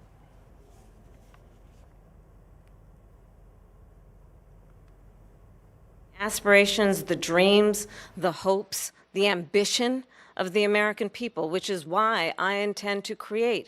an opportunity economy, investing in small businesses, in new families, in what we can do around protecting seniors, what we can do that is about giving hardworking folks a break and bringing down the cost of living. I believe in what we can do together that is about sustaining America's standing in the world and ensuring that we have the respect that we so rightly deserve, including respecting our military and ensuring we have the most lethal fighting force in the world. I will be a president that will protect our fundamental rights and freedoms, including the right of a woman to make decisions about her own body and not have her government tell her what to do. I'll tell you, I started my career as a prosecutor. I was a DA, I was an attorney general, a United States senator, and now vice president. I've only had one client, the people. And I'll tell you, as a prosecutor, I never asked a victim or a witness, are you a Republican or a Democrat? The only thing I ever asked them, are you okay? And that's the kind of president we need right now. Someone who cares about you and is not putting themselves first. I intend to be a president for all Americans and focus on what we can do over the next 10 and 20 years to build back up our country by investing right now in you, the American people. Vice President Harris, thank you. President Trump? So she just started by saying she's going to do this, she's going to do that, she's going to do all these wonderful things. Why hasn't she done it? She's been there for 3.5 years. They've had 3.5 years to fix the border. They've had 3.5 years to create jobs and all the things we talked about. Why hasn't she done it? She should leave right now, go down to that beautiful White House, go to the Capitol, get everyone together and do the things you want to do, but you haven't done it and you won't do it because you believe in things that the American people don't believe in. You believe in things like we're not going to frack. We're not going to take fossil fuel. We're not going to do things that are going to make this country strong, whether you like it or not. Germany tried that, and within 1 year, they were back to building normal energy plants. We're not ready for it. We can't sacrifice our country for the sake of bad vision. But I just ask one simple question. Why didn't she do it? We're a failing nation.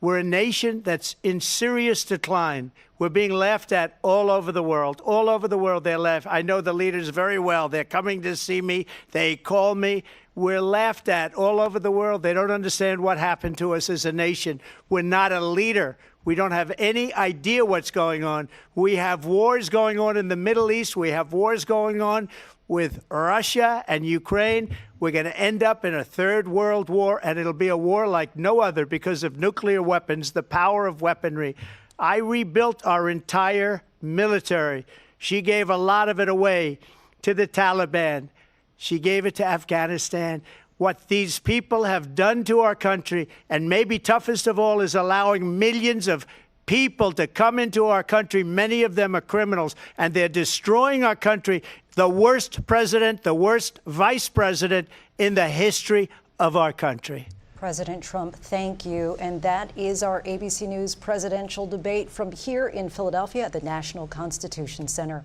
I'm Lindsay Davis. And I'm David Muir. Thank you for watching here in the U.S. and all over the world, and from all of us here at ABC News. Good night. แล้วนะครับสำหรับศึกประชันวิสัยทัศน์ครั้งแรกระหว่างแฮร์ริสกับทรัมป์ถือว่าร้อนแรงแต่ว่าก็น่าจะ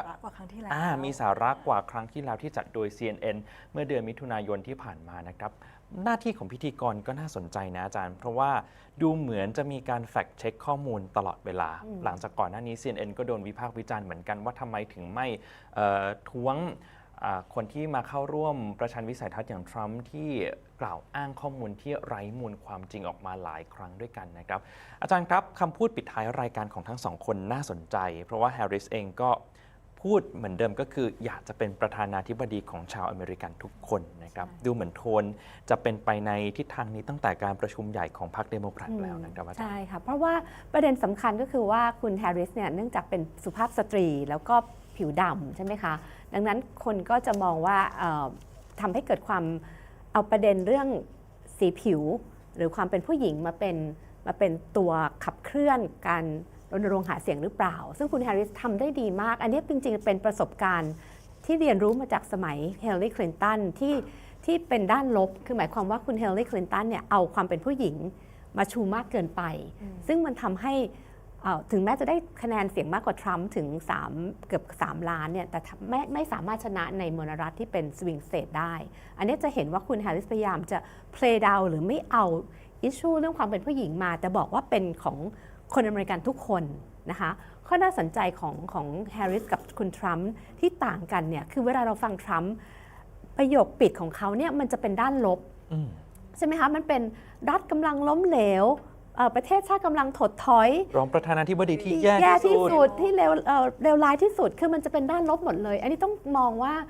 ประโยคปิดของคุณทรัมป์เนี่ยมันไม่ได้ทำให้คน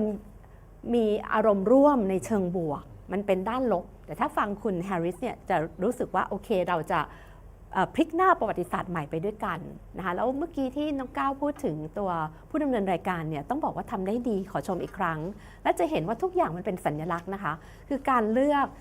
สถานที่ดีเบตที่ The National Constitutional Center ซึ่งเป็นประวัติศาสตร์นะคะฟิลลี่เป็นเมืองที่ร่างรัฐธรรมนูญใช่ไหมคะแล้ว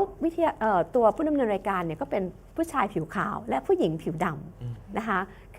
คือเป็นการบาลานซ์เชิงสัญลักษณ์ทางการเมืองที่น่าสนใจมากแล้วก็ได้เรียนรู้จุดอ่อนตอน CNN ว่าปล่อยให้พูดด้านลบกันไปไม่มีการทักท้วงจากผู้ดำเนินรายการอันนี้ถือว่าค่อนข้างสมบูรณ์นะคะแต่เดี๋ยวเราต้องมารอดูค่ะว่าคนอเมริกันจะให้คะแนน2 ท่านอย่างไรซึ่งตอนนี้ก็มีผลสำรวจของ ABC กับเว็บไซต์538เหมือนกันนะครับอาจารย์ก็คือตอนนี้แฮร์ริสเนี่ยนำอยู่47%ขณะที่ทรัมป์ได้ไป44%45%นะครับอาจารย์ตลอด90 นาทีนี้ถ้าให้อาจารย์ประเมินให้คะแนนเนี่ยอาจารย์ให้คะแนนยังไงบ้างครับก็ให้คุณแฮร์ริสมากกว่าอันนี้คือถ้าให้ประเมินจากสาระที่ได้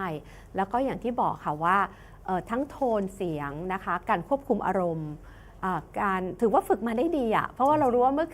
สักครู่ก็มีข้อมูลจากทีมงานของแฮร์ริสก็บอกว่าเหมือนแบบกดปุ่มปุ๊บแล้วแฮร์ริสทำได้แล้วก็ยั่วยุให้ทรัมป์สามารถเผยตัวตนที่แท้จริงออกมาได้คือจะเห็นคุณทรัมป์เนี่ยจะทำหน้าแบบเบื่อสแยะอะไรอย่างเงี้ยนะคะแต่ที่ประเด็นสำคัญเนี่ยมันอยู่ที่ตรงที่ว่าคุณแฮร์ริสจะสามารถเปลี่ยนใจคนที่ยังไม่ตัดสินใจได้หรือเปล่าเพราะว่าเราดูมาตลอดว่าโพลเนี่ยของหลายสำนักคะแนนมันสูสีแบบ neck to neck อ่ะใช่ไหมคะทีนี้คนที่จะตัดสินใจคือคนที่จะเป็นตัวตัดสินว่าผลชนะการเลือกตั้งจะไปฝั่งไหนเนี่ยคือคนที่ยังไม่ได้ตัดสินใจคือ undecided voters ประเด็นก็คือว่าคนที่ยังไม่ตัดสินใจซึ่งส่วนใหญ่แล้วอ่ะมันไม่มีใครที่ยังไม่ตัดสินใจอย่างสิ้นเชิงมันจะเอ็นไปทางทรัมป์หรือเอ็นไปทางแฮร์ริสเขาจะเอ็นไปจริงๆหรือว่าถูกดึงกลับหรือเปล่าอันนี้คือเดี๋ยวต้องมาคอยดูว่าโพลหลังจากนี้จะเป็นอย่างไรมีอีกประเด็นหนึ่งค่ะที่ทรัมป์พูดย้ำๆคือการนำไปสู่สงครามโลกครั้งที่3ทรัมป์บอกตลอดเลยว่าถ้าเกิดเขาเป็นประธานาธิบดีเนี่ยสามารถคุยกับได้ทั้งเซเลนสกี้แล้วก็ปูตินอันนี้จริงเท็จแค่ไหนคะอาจารย์เขาคุยกับปูตินได้แน่นอนแต่เซเลนสกี้เนี่ยไม่แน่ใจนะคะแล้วก็ประเด็นที่ทรัมป์พูดถึงสงครามโลกครั้งที่3อันนี้ก็เหมือนกันคือมันเป็นภาพที่ทำให้คนหดหู่อ่ะใช่แล้วก็หวาดกลัวอันนี้คือสิ่งที่เราจะเห็นว่าทรัมป์เนี่ยทำให้คนหวาดกลัวว่าสถานการณ์โลกจะเป็นแบบไหนในขณะที่แฮร์ริสเนี่ยทำให้คนหวาดกลัวทรัมป์ว่าจะทรัมป์ขึ้นมาเนี่ยโลกอาจจะไม่สงบสุขนะคะนี่คือความต่างกันมีในคอมเมนต์บอกว่าทรัมป์เนี่ยพูดเรื่องจริงแต่ว่าจริงๆตลอด90 นาทีอาจจะไม่ใช่แฟกต์ทั้งหมดนะครับอย่างเช่นเรื่องของอัตราเงินเฟ้อที่ทรัมป์บอกว่าในรัฐบาลชุดปัจจุบันอัตราเงินเฟ้อเนี่ยเลวร้ายมากจริงๆมันเคยขึ้นไปแตะระดับถึง9.1%แต่ตอนนี้ถ้าเราไปดูกราฟมันก็เริ่มลดลงมาแล้วนะครับแต่แน่นอนอัตราเงินเฟ้อเนี่ยถ้าเทียบกับยุคของทรัมป์มันก็น้อยกว่าด้วยปัจจัยหลายๆอย่างใช่เพราะว่าทรัมป์เนี่ยหมดวาระลงไปพร้อมๆกับช่วงที่โควิดกำลังจะลดลงคือไบเดนเนี่ยเข้ามาในจังหวะที่โควิดหายแล้วมาต้องทำหน้าที่ฟื้นฟูเศรษฐกิจดังนั้นแนวทางการฟื้นฟูเศรษฐกิจของรัฐบาลไบเดนเนี่ยก็คือการพิมพ์ธนบัตรออกมาคือให้กระแสเงินมันเข้าไปในระบบดังนั้นเงินมันก็จะเฟ้อเยอะขึ้นนะคะแต่ว่าตอนนี้เขาก็ใช้วิธีลดดอกเบี้ยนะคะแล้วก็ พยายามอย่างที่กัมราแฮร์ริสพูดก็คือพยายามจะลดราคาสินค้าอันนี้เป็นจุดสำคัญนะว่าจะสามารถโน้มน้าวให้คนรู้สึกว่าราคาสินค้าลดลงได้ไหมราคาบ้านซึ่งมันสูงมากเนี่ยจะลดลงได้ไหมถ้าเกิดอีกประมาณอะไรคะ2 เดือนต่อจากนี้นะคะนโยบายเศรษฐกิจของคุณแฮร์ริสชัดขึ้น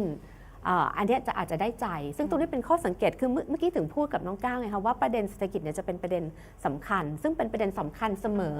ในการตัดสินใจของคนแต่เราจะเห็นว่าคุณกัมราแฮร์ริสออกนโยบายเศรษฐกิจมา2 วันก่อนที่จะมีดีเบตมันกระชั้นไปนิดนึงใช่แล้วก็ถึงอยากให้เป็นวันนี้ขยี้ประเด็นว่าจะทำอะไรบ้างซึ่งเราก็เห็นอยู่แหละนะคะแต่ว่ามันแน่นอนว่ามันมีหลายประเด็นที่วิทยากรคือทางผู้ดำเนินรายการต้องคุมเวลาหลังจากนี้คือต้องมาขยี้ประเด็นเหล่านี้มากคือมันขยี้ได้มากกว่านี้ถูกไหมครับอาจารย์แล้วก็ดูเหมือนว่าความคลุมเครือของนโยบายทางเศรษฐกิจของแฮร์ริสเองเนี่ยก็จะถูกพรรครีพับลิกันเอาไปวิพากษ์วิจารณ์เหมือนกันว่าทำไมเว็บไซต์หาเสียงยังไม่ยอมลงนโยบายด้านเศรษฐกิจสักทีหนึ่งนะครับอันนี้คือจุดอ่อนที่น่าจะสำคัญที่สุดแล้วก็แต่ยังมีเวลาแก้นะคะในขณะที่ทางทรัมป์เองเนี่ยหน้าของเขาเป็นสัญลักษณ์ของนักธุรกิจที่ประสบความสำเร็จอยู่แล้วเพียงแต่ว่าจุดที่สำคัญที่สุดเนี่ยนะคะเชื่อว่าเป็น white male คือผู้ชายผิวขาวที่เป็นผู้ใช้แรงงานซึ่งเป็นกลุ่มที่ใหญ่ที่สุดและเป็นกลุ่มที่ครั้งที่แล้วเนี่ยเปลี่ยนใจจากทรัมป์มาเลือกไบเดนโดยเฉพาะในมณรัฐที่เป็น swing state และ Rust Belt state คือมณรัฐอย่างเพนซิลเวเนียเนี่ยที่เคยมีความรุ่งเรืองในเชิงอุตสาหกรรม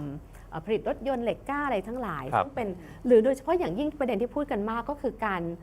กลั่นน้ำมันคือ fracking ใช่นะคะซึ่งตรงนี้ก็ทำให้ทรัมป์ได้ทีเลยว่าคุณจะเอายังไงกันแน่กับนโยบายกลั่นน้ำมันคุณจะให้เป็น fracking หรือเปล่าคือการ fracking เนี่ยมันจะไปค้านกับจุดยืนของเดโมแครตนิดนึงคือมันทำให้เกิดภาวะโลกร้อนหมายความว่ามันเกิดมลพิษเยอะซึ่งก่อนหน้านี้เนี่ยคุณกัมราแฮร์ริสสมัยแข่งรองประธานาธิบดีช่วง 2020 ก็เคยบอกว่าจะแบนแต่ครั้งนี้เธอยืนยันว่าไม่แบนนะเราจะมาหาวิธีซึ่งมันสำคัญเพราะอะไรคะเพราะว่าเพนซิลเวเนียเป็นมณรัฐที่ผลิตน้ำมันคือแก๊สธรรมชาติของอเมริกาใหญ่เป็นอันดับ2ของประเทศคืออันดับ1แน่นอนคือเท็กซัสดังนั้นคนกลุ่มนี้คือพูดง่ายๆว่าน้ำมันเป็นอุตสาหกรรมหลักเป็นรายได้หลักนะคะแล้วก็ผู้ใช้แรงงานจำนวนมากในเพนซิลเวเนียก็รอดูจุดยืนในเรื่องของการวิธีการกลั่นน้ำมันแล้วก็การบาลานซ์ระหว่างสิ่งแวดล้อมกับเศรษฐกิจแล้วก็มีอีกประเด็นหนึ่งก็คือโรวีเวดเมื่อกี้คุณก้าวพูดถึงประเด็นแฟกต์เช็คใช่ไหมคะก็คือในประเด็นของสิทธิทำแท้งนะคะมีลินซี่เดวิสก็ระบุระหว่างนั้นเลยว่าไม่มีรัฐไหนในสหรัฐนะคะที่อนุญาตให้จบชีวิตเด็กหลังจากที่ลืมตาดูโลกค่ะเรื่องสิทธิในการทำแท้งนะเป็นประเด็นที่ทำให้เกิดการแตกแยกในสังคมอเมริกันมายาวนานถึง50 ปีเลยใช่ไหมคะอาจารย์ใช่ค่ะคืออเมริกันต้องบอกว่าเป็นสังคมที่ค่อนข้างอนุรักษ์นิยมถ้าเทียบกับโลกตะวันตกอื่นๆนะคะแล้วก็กลุ่มศาสนาโดยเฉพาะอย่าง Evangelical เนี่ยจะเป็นกลุ่มที่มีอิทธิพลมากต่อการตัดสินใจโดยเฉพาะคนอเมริกันรัฐทางใต้นะคะที่จะคอนเซอร์เวทีฟมากขึ้นไปอีกซึ่งคนเหล่านี้จะมองว่าการทำแท้งก็คือการฆ่ามนุษย์นะคะแล้วก็กลายเป็นเหตุผลหนึ่งสำคัญในการตัดสินใจที่จะเลือก Republican มาตลอดนะคะแต่ว่าจุดเปลี่ยนสำคัญก็คือคำวินิจฉัยของศาลสูงนะคะซึ่ง3 คนจาก 9 คนเนี่ยทรัมป์แต่งตั้งมานะคะแล้ว5 คนจาก 9 คนเนี่ยเป็นฝั่ง Republican แล้วศาลสูงสุดผู้พิพากษาทั้ง3 คนเนี่ยนะคะตั้งแต่แคฟานอร์นะคะมาจนถึงแอมมี่บูเลตเนี่ยก็คือเป็นคนที่วินิจฉัยว่าโรแอนเวดเนี่ยคือแบนการทำแท้งในระดับประเทศซึ่งจริงๆจุดนี้เป็นจุดแข็งที่สุดของคุณคัมราแฮร์ริสก็ว่าได้เพราะผู้หญิงเชื่อว่าผู้หญิงมากกว่า 80-90% นะคะที่มองว่าสิทธิ์ในการตัดสินใจจะเก็บลูกทารกไว้หรือเปล่าเนี่ยควรจะเป็นของเราแต่ว่าท่าทีของทรัมป์ที่เริ่มเปลี่ยนบอกว่าตอนนี้เป็นหน้าที่ของแต่ละรัฐในการตัดสินใจเรื่องของการทำแท้งรวมถึงเรื่องของ IVF เด็กหลอดแก้วเนี่ยครับที่บอกว่าจะให้บริษัทประกันภัยและภาครัฐเป็นคนจ่ายเงินให้ทำได้ฟรีเนี่ยมันเป็นการดึงเสียงของผู้หญิงให้มาเลือกทรัมป์มากขึ้นด้วยใช่ไหมครับแน่นอนนะคะแต่ไม่แน่ใจว่าจะทันหรือเปล่านะคะคือต้องบอกว่าพอโรแอนเวดคือคำวินิจฉัยของศาลสูงสุดออกมาเนี่ย ในระดับประเทศเนี่ยทำไม่ได้แต่ว่าในระดับมลรัฐขึ้นอยู่กับกฎหมายของมลรัฐนั้นๆนะคะบางมลรัฐก็จะอนุญาตให้ทำได้นะคะหรือบางมลรัฐก็จะใช้วิธีให้ประชาชนในมลรัฐทำประชามติว่าอนุญาตให้การทำแท้งเนี่ยถูกกฎหมายหรือไม่แต่ถ้าทรัมป์ซึ่งก่อนหน้านี้เจดีแวนซึ่งเป็น running mate ของทรัมป์เนี่ยออกมาบอกว่าถ้าทรัมป์ขึ้นมาเป็นประธานาธิบดีเนี่ยจะออกกฎหมายในระดับมลรัฐคือระดับรัฐบาลกลางให้การทำแท้งเนี่ยผิดกฎหมายทั้งประเทศซึ่งตอนนี้ทรัมป์ออกมาบอกไม่ฉันไม่ได้ทำแบบนั้นนะคะตรงนี้คือถ้าทรัมป์ยังยืนยันเนี่ยรับรองว่าจะเสียคะแนนผู้หญิงเยอะเลยนะคะแล้วก็อย่าลืมว่าเจดีแวนซ์เองเคยพูดถึงอะไรคะ Lady Cat นะซึ่งก็จะทำให้คะแนนของผู้หญิงเนี่ยน้อยอยู่แล้วหายไปเยอะค่ะอาจารย์หลายคนบอกว่าตอนนี้มันหมดช่วงฮันนีมูนของแฮร์ริสไปแล้ว Convention Bounce มันก็ไม่ได้พุ่งสูงหลังจากจบการประชุมใหญ่ถูกไหมครับอาจารย์มองว่าอีก8สัปดาห์ที่เหลือก่อนที่จะไปถึงการเลือกตั้งเนี่ยสิ่งที่น่าจับตามองของทั้งคู่เลยเนี่ยทั้งแฮร์ริสกับทรัมป์คืออะไรบ้างครับคือแน่นอนว่าตอนนี้มันจะมีรัฐที่เป็น blue wall อยู่แล้วรัฐที่เป็น red wall อยู่แล้วหมายความว่าเลือก Republican ชัดเจนเลือก Democrat ชัดเจนไม่เปลี่ยนแทบจะไม่เปลี่ยนดังนั้นสิ่งที่ทั้งสองคนจะต้องทำคือลงพื้นที่ในมณฑลรัฐที่เป็น swing state นี่แหละซึ่งตอนนี้ทีมของกัมลาแฮร์ริสเนี่ยเรียนรู้จากประสบการณ์สมัยฮิลลารีคลินตันที่ชนะ popular vote นะคะแต่แพ้ในมณฑลรัฐเหล่านี้โดยเข้าไปถึงแม้ในเคาน์ตี้คือในระดับเคาน์ตี้เลยนะคะในระดับมณฑลรัฐระดับเคาน์ตี้เนี่ยทีมงานของแฮร์ริสได้ไปตั้งหน่วยเพื่อที่จะพยายามดึงคะแนนให้มากที่สุดแม้แต่เคาน์ตี้ที่เป็นของ red voters แน่ๆคือเป็น Republican แน่ๆเนี่ยทางคุณคัมราก็ไม่ย่อท้ออ่ะคือขอให้ได้คะแนนมาอย่างน้อย5คะแนน10คะแนนก็ยังดีเพราะว่าในที่สุดแล้วเนี่ยเราก็รู้ว่า winner takes all อย่างเพนซิลเวเนียเนี่ยพูดง่ายๆมี electoral college 19 คนใช่ไหมคะชนะกันแค่ 1,000 คน 2,000 คนเนี่ยคุณก็ได้19คะแนนนั้นไปหมดดังนั้นอันนี้คือสิ่งที่ทางทีมเดโมแครตทำทาง Republican เองก็ทำแบบนั้นนะคะสิ่งที่เข้าใจว่าจะเจอต่อจากนี้ก็คืออย่าลืมว่าทรัมป์เนี่ยหาเสียงมาตลอดนะหาเสียงมาตั้งแต่2016 ก็คือหาเสียงตั้งแต่2014 2016คือ10 ปีที่ผ่านมาทรัมป์หาเสียงมาตลอดดังนั้นทรัมป์ก็จะเดินหน้าหาเสียงต่อไปแน่ๆแต่สิ่งที่จะต้องทำก็คือตีจุดอ่อนของคุณกัมลาแฮร์ริสให้ได้นะคะจุดอ่อนที่สุดก็คือเรื่องเศรษฐกิจนี่แหละแล้วก็ดึงคนจุดแข็งของเขาก็คือวอเตอร์ที่เป็นผู้ชายคือจุดใหญ่ที่สำคัญที่สุดณวันนี้สำหรับคุณกัมลาแฮร์ริสคือผู้ชายอเมริกันผิวขาวพร้อมที่จะเลือกประธานาธิบดีผู้หญิงผิวสีหรือไม่อันนี้คือจุดที่สำคัญที่สุดไม่ว่าคุณกัมลาแฮร์ริสจะทำนโยบายออกมาดีอย่างไรหาเสียงดีอย่างไรก็ตามแต่จุดนั้นเนี่ยเป็นจุดแม้กระทั่งคนที่เชียร์เดโมแครตเหรอคะอาจารย์แม้กระทั่งคนที่เชียร์เดโมแครตเนี่ยเลือกเดโมแครตอยู่แล้วแต่ว่าคนที่เป็น undecided voter หรือ lean democrat เนี่ยจะสามารถดึงให้เขาขันมายืนหยัดได้ไหมคือ lean democrat เนี่ยก็คือคนที่ทำให้ไบเดนชนะไปครั้งที่แล้วนะคะ80 กว่าล้านเสียงเนี่ยนะคะจะสามารถดึงกลับมาได้ไหมคือ lean democrat ก็จริงแต่ไม่ได้หมายความว่าเขาจะเปลี่ยนใจไม่ได้โดยเฉพาะผู้ชายเนี่ยแหละคือโจทย์ใหญ่ที่เป็นปริศนาธรรมนะคะเป็นปริศนาธรรมเป็นน่านฟ้าที่ยังไม่ได้พิสูจน์กันนะว่าผู้ชายผิวขาวอเมริกันซึ่งคอนเซอร์เวทีฟมากเนี่ยจะพร้อมเลือกสุภาพสตรีการเลือกทีมวอลส์เข้ามาเป็น running mate อาจารย์มองว่าเป็นการแก้เกมที่น่าจะเจาะกลุ่มผู้ชายผิวขาวได้มากขึ้นไหมครับอันนี้น่าสนใจคือในแง่หนึ่งทีมวอลส์เป็นสัญลักษณ์ของอะไรคะผู้ชายชนบทที่ดูใจดีดูเป็นโค้ชฟุตบอลใช่นะคะซึ่งอันนี้คิดว่านี่คือเป็นเหตุผลที่คุณกัมลาแฮร์ริสเลือกทีมวอลส์แล้วก็ทำได้ดีเพียงแต่ว่าอันนี้พอมาจัดดีเบตที่เพนซิลเวเนียเนี่ยหลายคนก็มองว่าทำไมถึงไม่เลือกชาปิโรเพราะว่าเป็น governor เป็น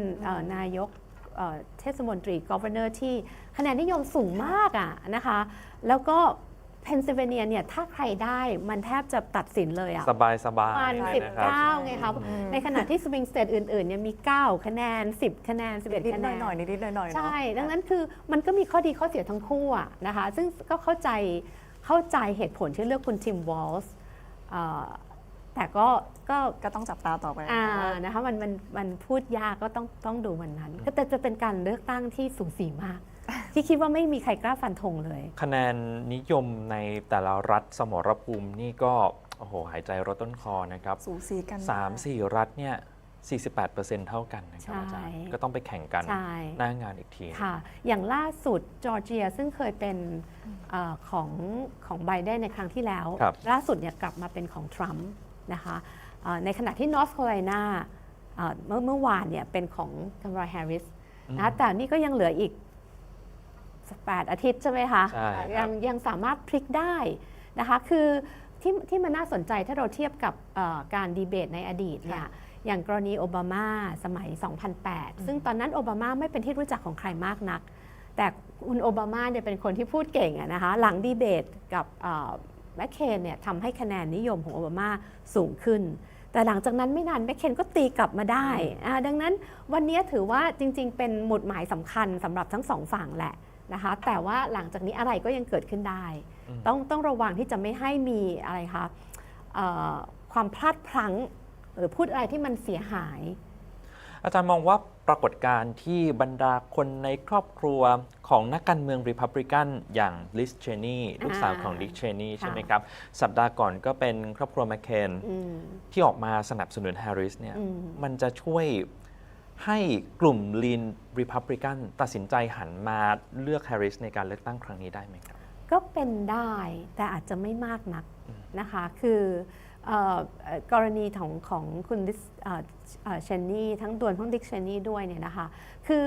เราจะเห็นปรากฏการณ์นี้ตั้งแต่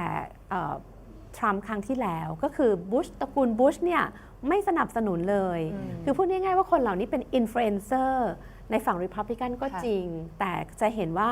การทำงานของอินฟลูเอนเซอร์ไม่ได้สามารถเจาะฐานเสียงที่จะมาทำลายทรัมป์ได้เพราะคนที่นิยมทรัมป์ก็คือนิยมทรัมป์ไปแล้วคือทรัมป์เนี่ยพูดง่ายๆว่าตอนนี้ทรัมป์กลายเป็นพรรคริพับลิกันซึ่งมันเป็นทั้งของริพับลิกันไปเลยเป็นเฟสของริพับลิกันและเป็นทั้งองค์กรของริพับลิกันเป็นแล้วก็ follower คือคนที่ชอบทรัมป์เนี่ยเขามองทรัมป์เป็น cult leader คือเป็นผู้นำที่เหมือนเป็นลัทธิอย่างเป็นลัทธิเป็นการชื่นชมซึ่งตรงนี้มันเป็นทั้งจุดอ่อนและจุดแข็งคือตอนนี้มองไปที่ทรัมป์คือพรรคแล้วนะคะดังนั้นอินฟลูเอนเซอร์หรือคนที่เคยเป็น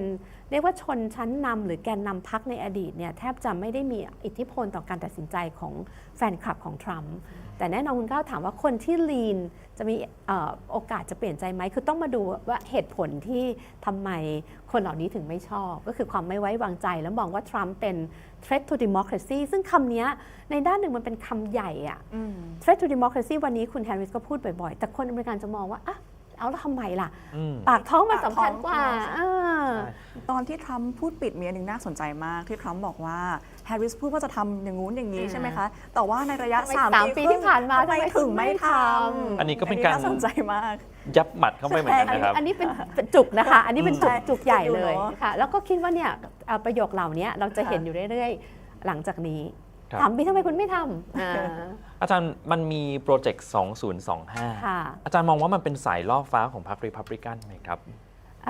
อันนี้ไม่แน่ใจคือ 2025 เนี่ยเป็นเอกสารที่วางกรอบนโยบายของริพับลิกันว่าจะทำอะไรต่อจากนี้ใช่ไหมคะไปจนถึง 2025 คือปีหน้าหมายความว่าหวังว่าทรัมป์จะเข้ามาแต่ว่าตรงนี้ทรัมป์ก็บอกทรัมป์ไม่รู้เรื่องจะว่าเป็นสายล่อฟ้าก็ไม่แน่ใจแต่จะคิดว่ามันเป็นปฏิกิริยาที่ริพับลิกันในฐานะพรรคเนี่ยพยายามจะวางกรอบของตัวเองแล้วไม่ให้ทรัมป์มาดอมิเนตหรือมาครอบงำพรรคเกินไปแต่ว่าจุดนี้ก็คือบางเรื่องถ้าเป็นจุดที่ขายได้ทรัมป์ก็จะเอามาใช้แต่ถ้าขายไม่ได้ทรัมป์ก็บอกว่าไม่เกี่ยวกับผมไม่ได้เป็นคนคิดคืออธิบายคุณผู้ชมแบบนี้นะครับเพราะว่าโปรเจกต์ 2025 เนี่ยจะทำโดย Heritage Foundation เป็นเหมือนหน่วยงานของกลุ่มอนุรักษ์นิยมใช่ไหมครับอาจารย์ทีนี้ในเอกสารก็จะมีเกี่ยวกับกรอบการทำงานต่างๆแต่จริงๆมันไม่ใช่เรื่องแปลกนะครับเพราะว่าทางพรรคริพับลิกันเองก็จะมีการออกเอกสารแบบนี้เพื่อกำหนดวาระการทำงานของประธานาธิบดีที่มาจากพรรคของตัวเองอยู่แล้วนะครับค่ะคือมองพูดง่ายๆเป็นแพลตฟอร์มหรือมองว่ามีประเด็นอะไรสำคัญที่พรรคในฐานะพรรคการเมืองไม่ใช่ในฐานะตัวประธานาธิบดีที่เป็นตัวบุคคลอยากจะ attack หรืออยากจะใช้มาเป็นแนวทางในการบริหารประเทศซึ่งอย่างที่คุณก้าวว่าเขาออกมาเป็นระยะอยู่แล้วนะคะแต่ว่ามันมีคือพอเปิดเผยออกมาเนี่ยมันมีจุดที่แบบน่ากังวลใจอยู่หลายเรื่องมีจุดสุ่มเสี่ยงกระทรวงบางกระทรวงใช่ไหมครับแล้วก็ดำเนินคดีกับบางคนที่อาจจะดูเหมือนว่าเป็นฝ่ายตรงข้ามของทรัมป์และพรรครีพับลิกันด้วยมันจะเป็นแนวทางค่อนข้างสุดโต่งถ้ามองจากมุมของคนกลางๆนะคะอีกประเด็นหนึ่งที่ตอนแรกเนี่ยคิดว่าเราจะเห็นแต่ไม่เห็นชัดมากจากทรัมป์ก็คือการโจมตีคุณแฮร์ริสว่าก้าวหน้าเกินไปซ้ายเกินไปลิเบอรัลเกินไปนะคะซึ่งจุดนี้ต้องบอกว่าคนอเมริกันณวันนี้ไม่อยากก้าวหน้ามากอันนี้คือคนกลางๆที่บอกว่ายังไม่ได้ตัดสินใจนี่แหละนะคะคือกลัวว่าถ้าก้าวหน้าเกินไปมันคืออะไรคะมันคือเก็บภาษี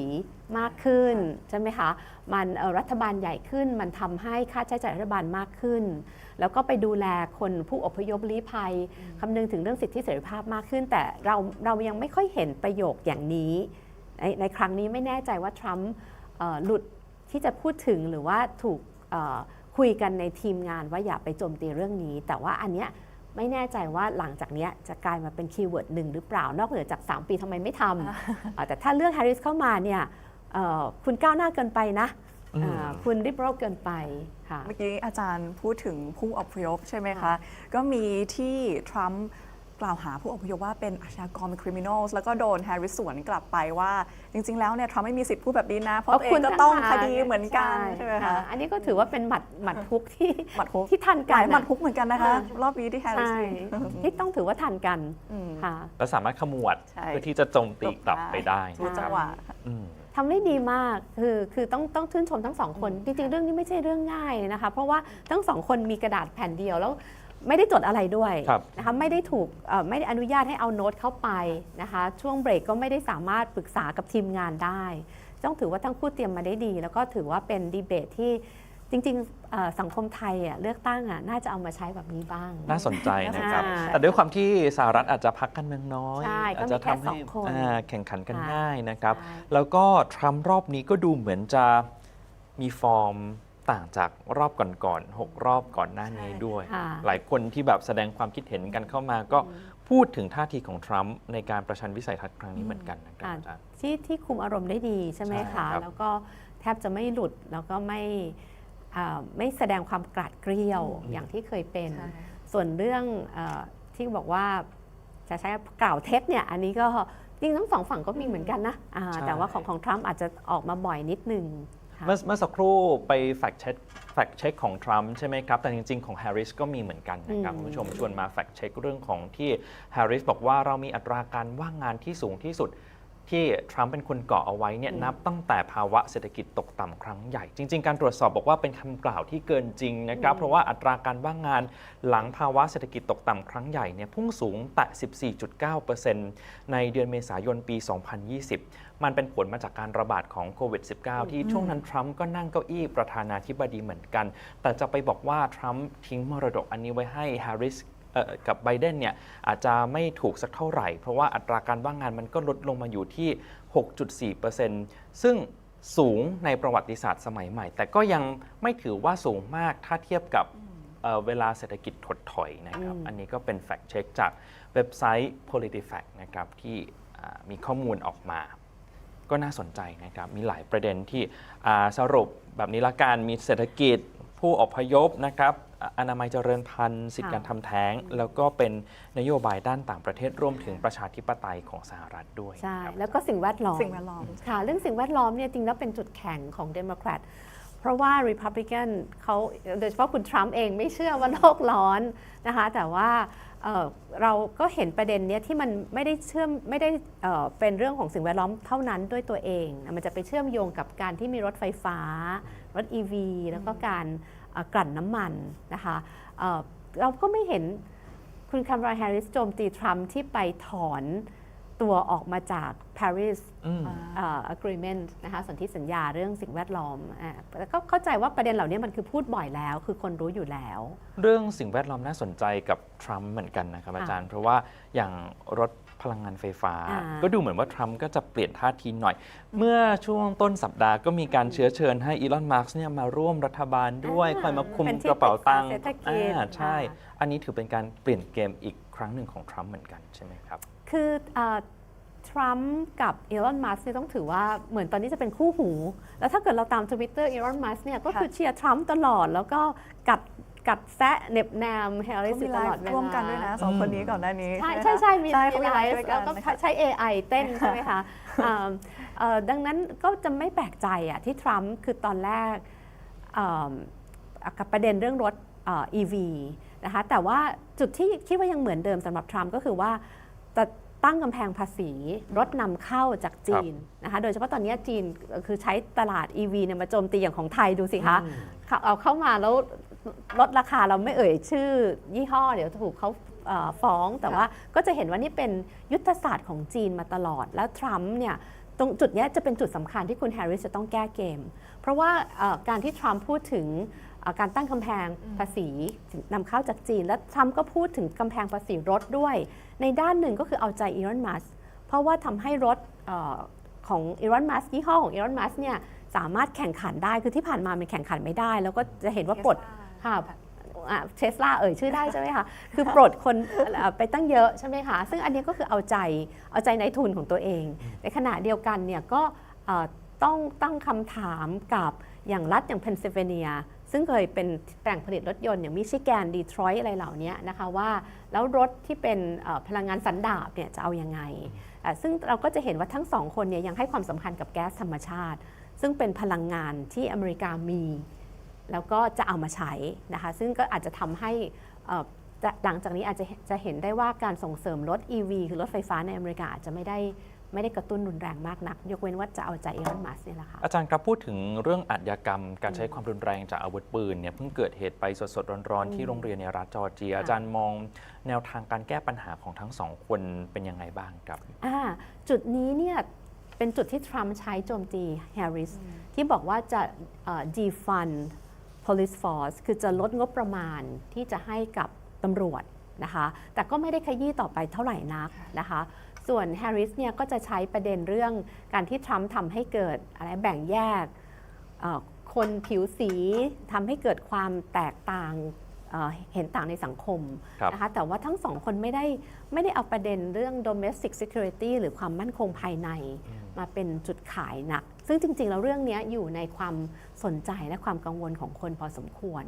มีการพูดถึงความรุนแรงที่เคยเกิดขึ้นเมื่อวันที่ 6 มกราคมที่รัฐสภาสหรัฐใช่ไหมคะที่ทรัมป์ไม่ยอมรับการเลือกตั้งในครั้งนั้นค่ะหลังจากนี้ค่ะอาจารย์คิดว่าจะมีความรุนแรงหรือว่าอะไรเกิดขึ้นไหมคะหลังจากการเลือกตั้งสหรัฐในปีนี้อะไรที่เราต้องจับตาหรือเฝ้าระวังคะอาจารย์คืออันนั้นจริงแล้วเป็นประเด็นที่คุณเดวิดมิลถามเลยนะคะเป็นเรื่องของการทรัมป์จะยอมรับการถ่ายโอนอำนาจอย่างสันติไหมคืออันนี้ถือว่าเป็นคำถามที่แบบโอ้โหจัดมาให้เต็มๆเลยนะคะแต่ซึ่งมันน่าสนใจทรัมป์ไม่ได้ตอบชัดเจนนะ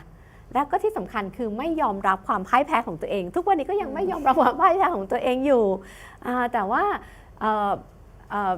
อย่างเนี้ยเราก็จะเห็นภาพใช่ไหมคะในวันที่ 6 มกราแต่ว่าถามว่าครั้งหน้าสมมุติถ้าทรัมป์แพ้จะเกิดเหตุการณ์แบบนั้นไหมคิดว่าไม่เกิดแล้วล่ะเพราะว่าอย่างเนี้ยวันนี้ก็พูดถึงว่าตอนนั้นมีคนตายนะคะแล้วณวันนี้เนี่ยก็มีคนหนึ่งในคนที่บุกเข้าไปเนี่ยถูกศาลพิพากษาว่ามีความผิดแล้วดังนั้นตรงเนี้ยคนกลุ่มที่เคยสนับสนุนทำที่เป็นสุดโต่งหัวรุนแรงอย่างพวก QAnon Proud Boy นะคะมิลิเชียเนี่ยก็คงจะไม่ถูกกันขึ้นมาอย่างกรณีวันนั้นเนี่ยทรัมป์แทนที่จะยอมรับว่าตัวเองผิดไปโทษแนนซี่เพโลซีซึ่งเป็นประธานสภานะคะแต่ก็ยังจะเห็นว่าทรัมป์ยังไม่ยอมรับว่าตัวเองเป็นคนไปยุยงปลุกปั่นนะคุณแฮร์ริสก็ชี้ไปละแต่ที่สำคัญที่สุดคือทรัมป์ยังไม่ยอมรับว่าตัวเองแพ้คำถามคือว่าต่อจากนี้ถ้าเกิดสมมุติว่าคุณแฮร์ริสชนะซึ่งเราไม่รู้นะตรงนี้ยังบอกยังไม่กล้าฟันธงเลยว่าใครจะชนะเนี่ยก็คิดว่า1ทาง Capitol Hill เองน่าจะมีมาตรการป้องกันอย่างชัดเจนไม่ให้เกิดเหตุการณ์นี้วันนั้นต้องบอกว่าหละหลวมมากนะคะอันที่2เนี่ยตัวทรัมป์เองก็คงจะไม่กล้าแล้วแหละนะคะเพราะว่าครั้งนั้นเนี่ยจุดที่มันทำให้ทรัมป์เอามาอ้างได้เยอะก็คือมันมีการเลือกตั้งล่วงหน้าเยอะมากเนื่องจากเป็นช่วงโควิด คนไปใช้สิทธิเลือกตั้งล่วงหน้าเยอะแต่ครั้งนี้เนี่ยจริงๆก็จะมีการเลือกตั้งล่วงหน้าเนี่ยตอนนี้ก็จะเปิดเป็น postal mail เข้ามาละแต่คิดว่าไม่น่าจะเยอะเหมือนครั้งที่แล้วนะคะแล้วก็คดีที่ทรัมป์อ้างว่าเกิด electoral fraud คือการโกงเลือกตั้งเนี่ยยังไม่ได้วินิจฉัยกันเลยคิดว่ามันจะไม่เกิดโกงล้อประวัติศาสตร์เหมือนเดิมแล้วก็หวังว่าจะเป็นแบบนั้นก็เชื่อว่าทรัมป์คงไม่กล้านะคะที่จะมาให้ผู้สนับสนุนตัวเองเข้ามาร่วมในการไม่ยอมรับการถ่ายโอนอำนาจเพราะว่าคดีของทรัมป์เองเนี่ยก็ยังอยู่ในการพิพากษาแต่ก็มีขู่ไว้เหมือนกันว่าจะเกิดบลัดบาสค่ะคืออันเนี้ยถึงบอกว่าฟังทรัมป์แล้วอ่ะคนจะรู้สึกมันเป็นด้านลบไม่แน่ใจว่าจะเป็นเรื่องที่ดีหรือเปล่าคือจะขู่เรื่องนองเลือดนะขู่สงครามโลกครั้งที่3นะคะขู่ว่าโลกนี้จะไม่สุขสงบนะถ้าไม่ได้เขาเนี่ยคือคิดว่าเป็นคำขู่แต่คิดไม่เชื่อว่าจะเกิดขึ้นแต่ก็ต้องมีมาตรการระวังป้องกันครับอาจารย์ถ้าเราดูผลสำรวจห่างกัน 1.2 จุดอาจารย์มองว่าห่างกันกี่จุดถึงอยู่ในระยะปลอดภัยครับถ้าจะให้มั่นใจเนี่ยมันต้องระดับชาติเนี่ยไปถึง8จุดและระดับสวิงสเตทระดับชาตินะคะซึ่งไปตรงนั้นไม่ได้แน่นอนแต่ระดับสวิงสเตทเนี่ยต้องมากกว่า1จุดที่บอกว่า1จุดจริงไม่เยอะนะคะแต่ถ้ามาดูอย่างเพนซิลเวเนียเองนะคะหรืออาร์คันซอสครั้งที่แล้วเนี่ยห่างกัน 0.4% 0.6% คือมันไม่ถึง1จุดไงดังนั้นถ้าครั้งนี้เนี่ยขึ้นมาได้ถึง1จุดเนี่ยก็ถือว่าดีมากแล้วแต่ถามว่าจะไปถึงจุดนั้นได้ไหมยากมากนะระดับประเทศต่อให้ใครนำเนี่ยก็ต้องระวังบทเรียนจากคุณเฮเลรีคลินตันที่ชนะถึงเกือบ3ล้านแต่มาแพ้ในสวิงสเตทซึ่งแพ้เยอะด้วยอาจารย์กลไกระบบการเลือกตั้งของสหรัฐก็กำลังเป็นที่ถกเถียงเหมือนกันนะครับวันนี้ชวนคุยนอกเรื่องนิดนึงก็คืออาจารย์มองว่ามันมีแนวโน้มไหมครับที่สุดท้ายเนี่ยจะไม่ไปนับ electoral college แต่จะหันมานับ popular vote แทนนะครับไม่มีทางเลยยากมากคืออย่างน้อยในช่วงชีวิตเราเพราะอะไรเพราะหนึ่งเนี่ยการนับ electoral college มันแสดงว่าเขาเคารพมลรัฐแต่ละมลรัฐคือนี่คือมันเป็นเรื่องของประวัติศาสตร์ที่มองว่าแต่ละมลรัฐเริ่มแรกมี13มลรัฐใช่ไหมคะแล้วมันก็มีมลรัฐเพิ่มขึ้นมาเนี่ยการตัดสินใจไม่ใช่อเมริกันแต่ละคนแต่เป็นการเคารพประวัติศาสตร์ของมลรัฐนะคะอันนี้คือในแง่เหตุผลประการที่2คือมันจะต้องไปแก้รัฐธรรมนูญซึ่งการแก้รัฐธรรมนูญเนี่ยมันใช้เสียงข้างมากที่เรียกว่าเป็น super majority ดังนั้นมลรัฐใหญ่ๆที่ได้ประโยชน์จากการหาเสียงที่ผู้สมัครให้ความสำคัญเนี่ยเขาไม่ยอมโหวตให้แน่นอนนะคะแล้วที่สำคัญเนี่ยจะเห็นว่า4ครั้งที่ผ่านมาที่พรรคเดโมแครตชนะ popular vote Republican ชนะ electoral vote เนี่ยเป็นเดโมแครตทั้งนั้นเลยนะคะที่เป็นฝ่ายเสียเปรียบดังนั้นจุดนี้เนี่ยมันยากมากที่รัฐของฝั่ง Republican จะยอมสูญเสียความได้เปรียบตรงนี้ค่ะเมื่อไม่กี่นาทีที่ผ่านมามีข่าวบอกว่าตอนนี้ Taylor Swift นักร้องเพลงป๊อปชื่อดังระดับโลกสนับสนุน Harris แล้วนะครับจากโพสต์ของ JD Vance ที่พูดถึง Cat Lady ก่อนหน้านี้ก็ต้องมาดูกันว่าบรรดาแฟนคลับจะมีปฏิกิริยาอย่างไรต่อเรื่องนี้นะครับแล้วก็ชวนทุกคนนะครับสามารถติดตาม Fact Checking โค้ดคำพูดของ Kamala Harris กับโดนัลด์ทรัมป์ในการประชันวิสัยทัศน์นี้ได้ใน Facebook ของทันโลกกับไทย PBS ติดตามคืนนี้กันต่อนะครับในรายการทันโลกกับไทย PBS เดี๋ยวผมจะมาสรุปว่ามันมีประเด็นอะไรที่น่าสนใจบ้างนะครับมีอาจารย์สิริพันธ์ก็จะให้สัมภาษณ์ด้วยนะครับพูดถึงวิเคราะห์ทิศทางการเมืองของสหรัฐต่อจากนี้นะครับและอย่าลืมติดตาม8สัปดาห์ที่เหลือนะครับว่าอาจจะมีอะไรเกิดขึ้นบ้างซึ่งมันก็จะพลิกผันได้ทุกเมื่อด้วยนะครับคุณมินนี่ครับส่วนในช่วง 6 โมงเย็นของวันนี้นะคะมีทันโลกไลฟ์ค่ะร่วมพูดคุยกับผู้สื่อข่าวจาก VOA ค่ะส่งตรงมาจากฟิลาเดลเฟียค่ะทันโลกของเราเกาะติด สถานการณ์การดีเบตทั้งก่อนและหลังและระหว่างดีเบตอย่างใกล้ชิดเลยนะคะ จนถึงวันเลือกตั้งประธานาธิบดีสหรัฐเลยนะครับฝากทุกคนร่วมกันติดตามทั้งทางออนไลน์และทางออนแอร์ด้วยนะครับสำหรับวันนี้หมดเวลาของรายการพิเศษ Harris Trump ประชันวิสัยทัศน์ชิงทำเนียบขาวแล้วครับศาสตราจารย์ดรศิริพันธ์นกสวนสวัสดีคุณมินนี่ณัฐชากิจโมกและผมก้าวพงศธรสุขพงศ์ลาคุณผู้ชมไปเลยนะครับสวัสดีครับ สวัสดีค่ะ สวัสดีค่ะ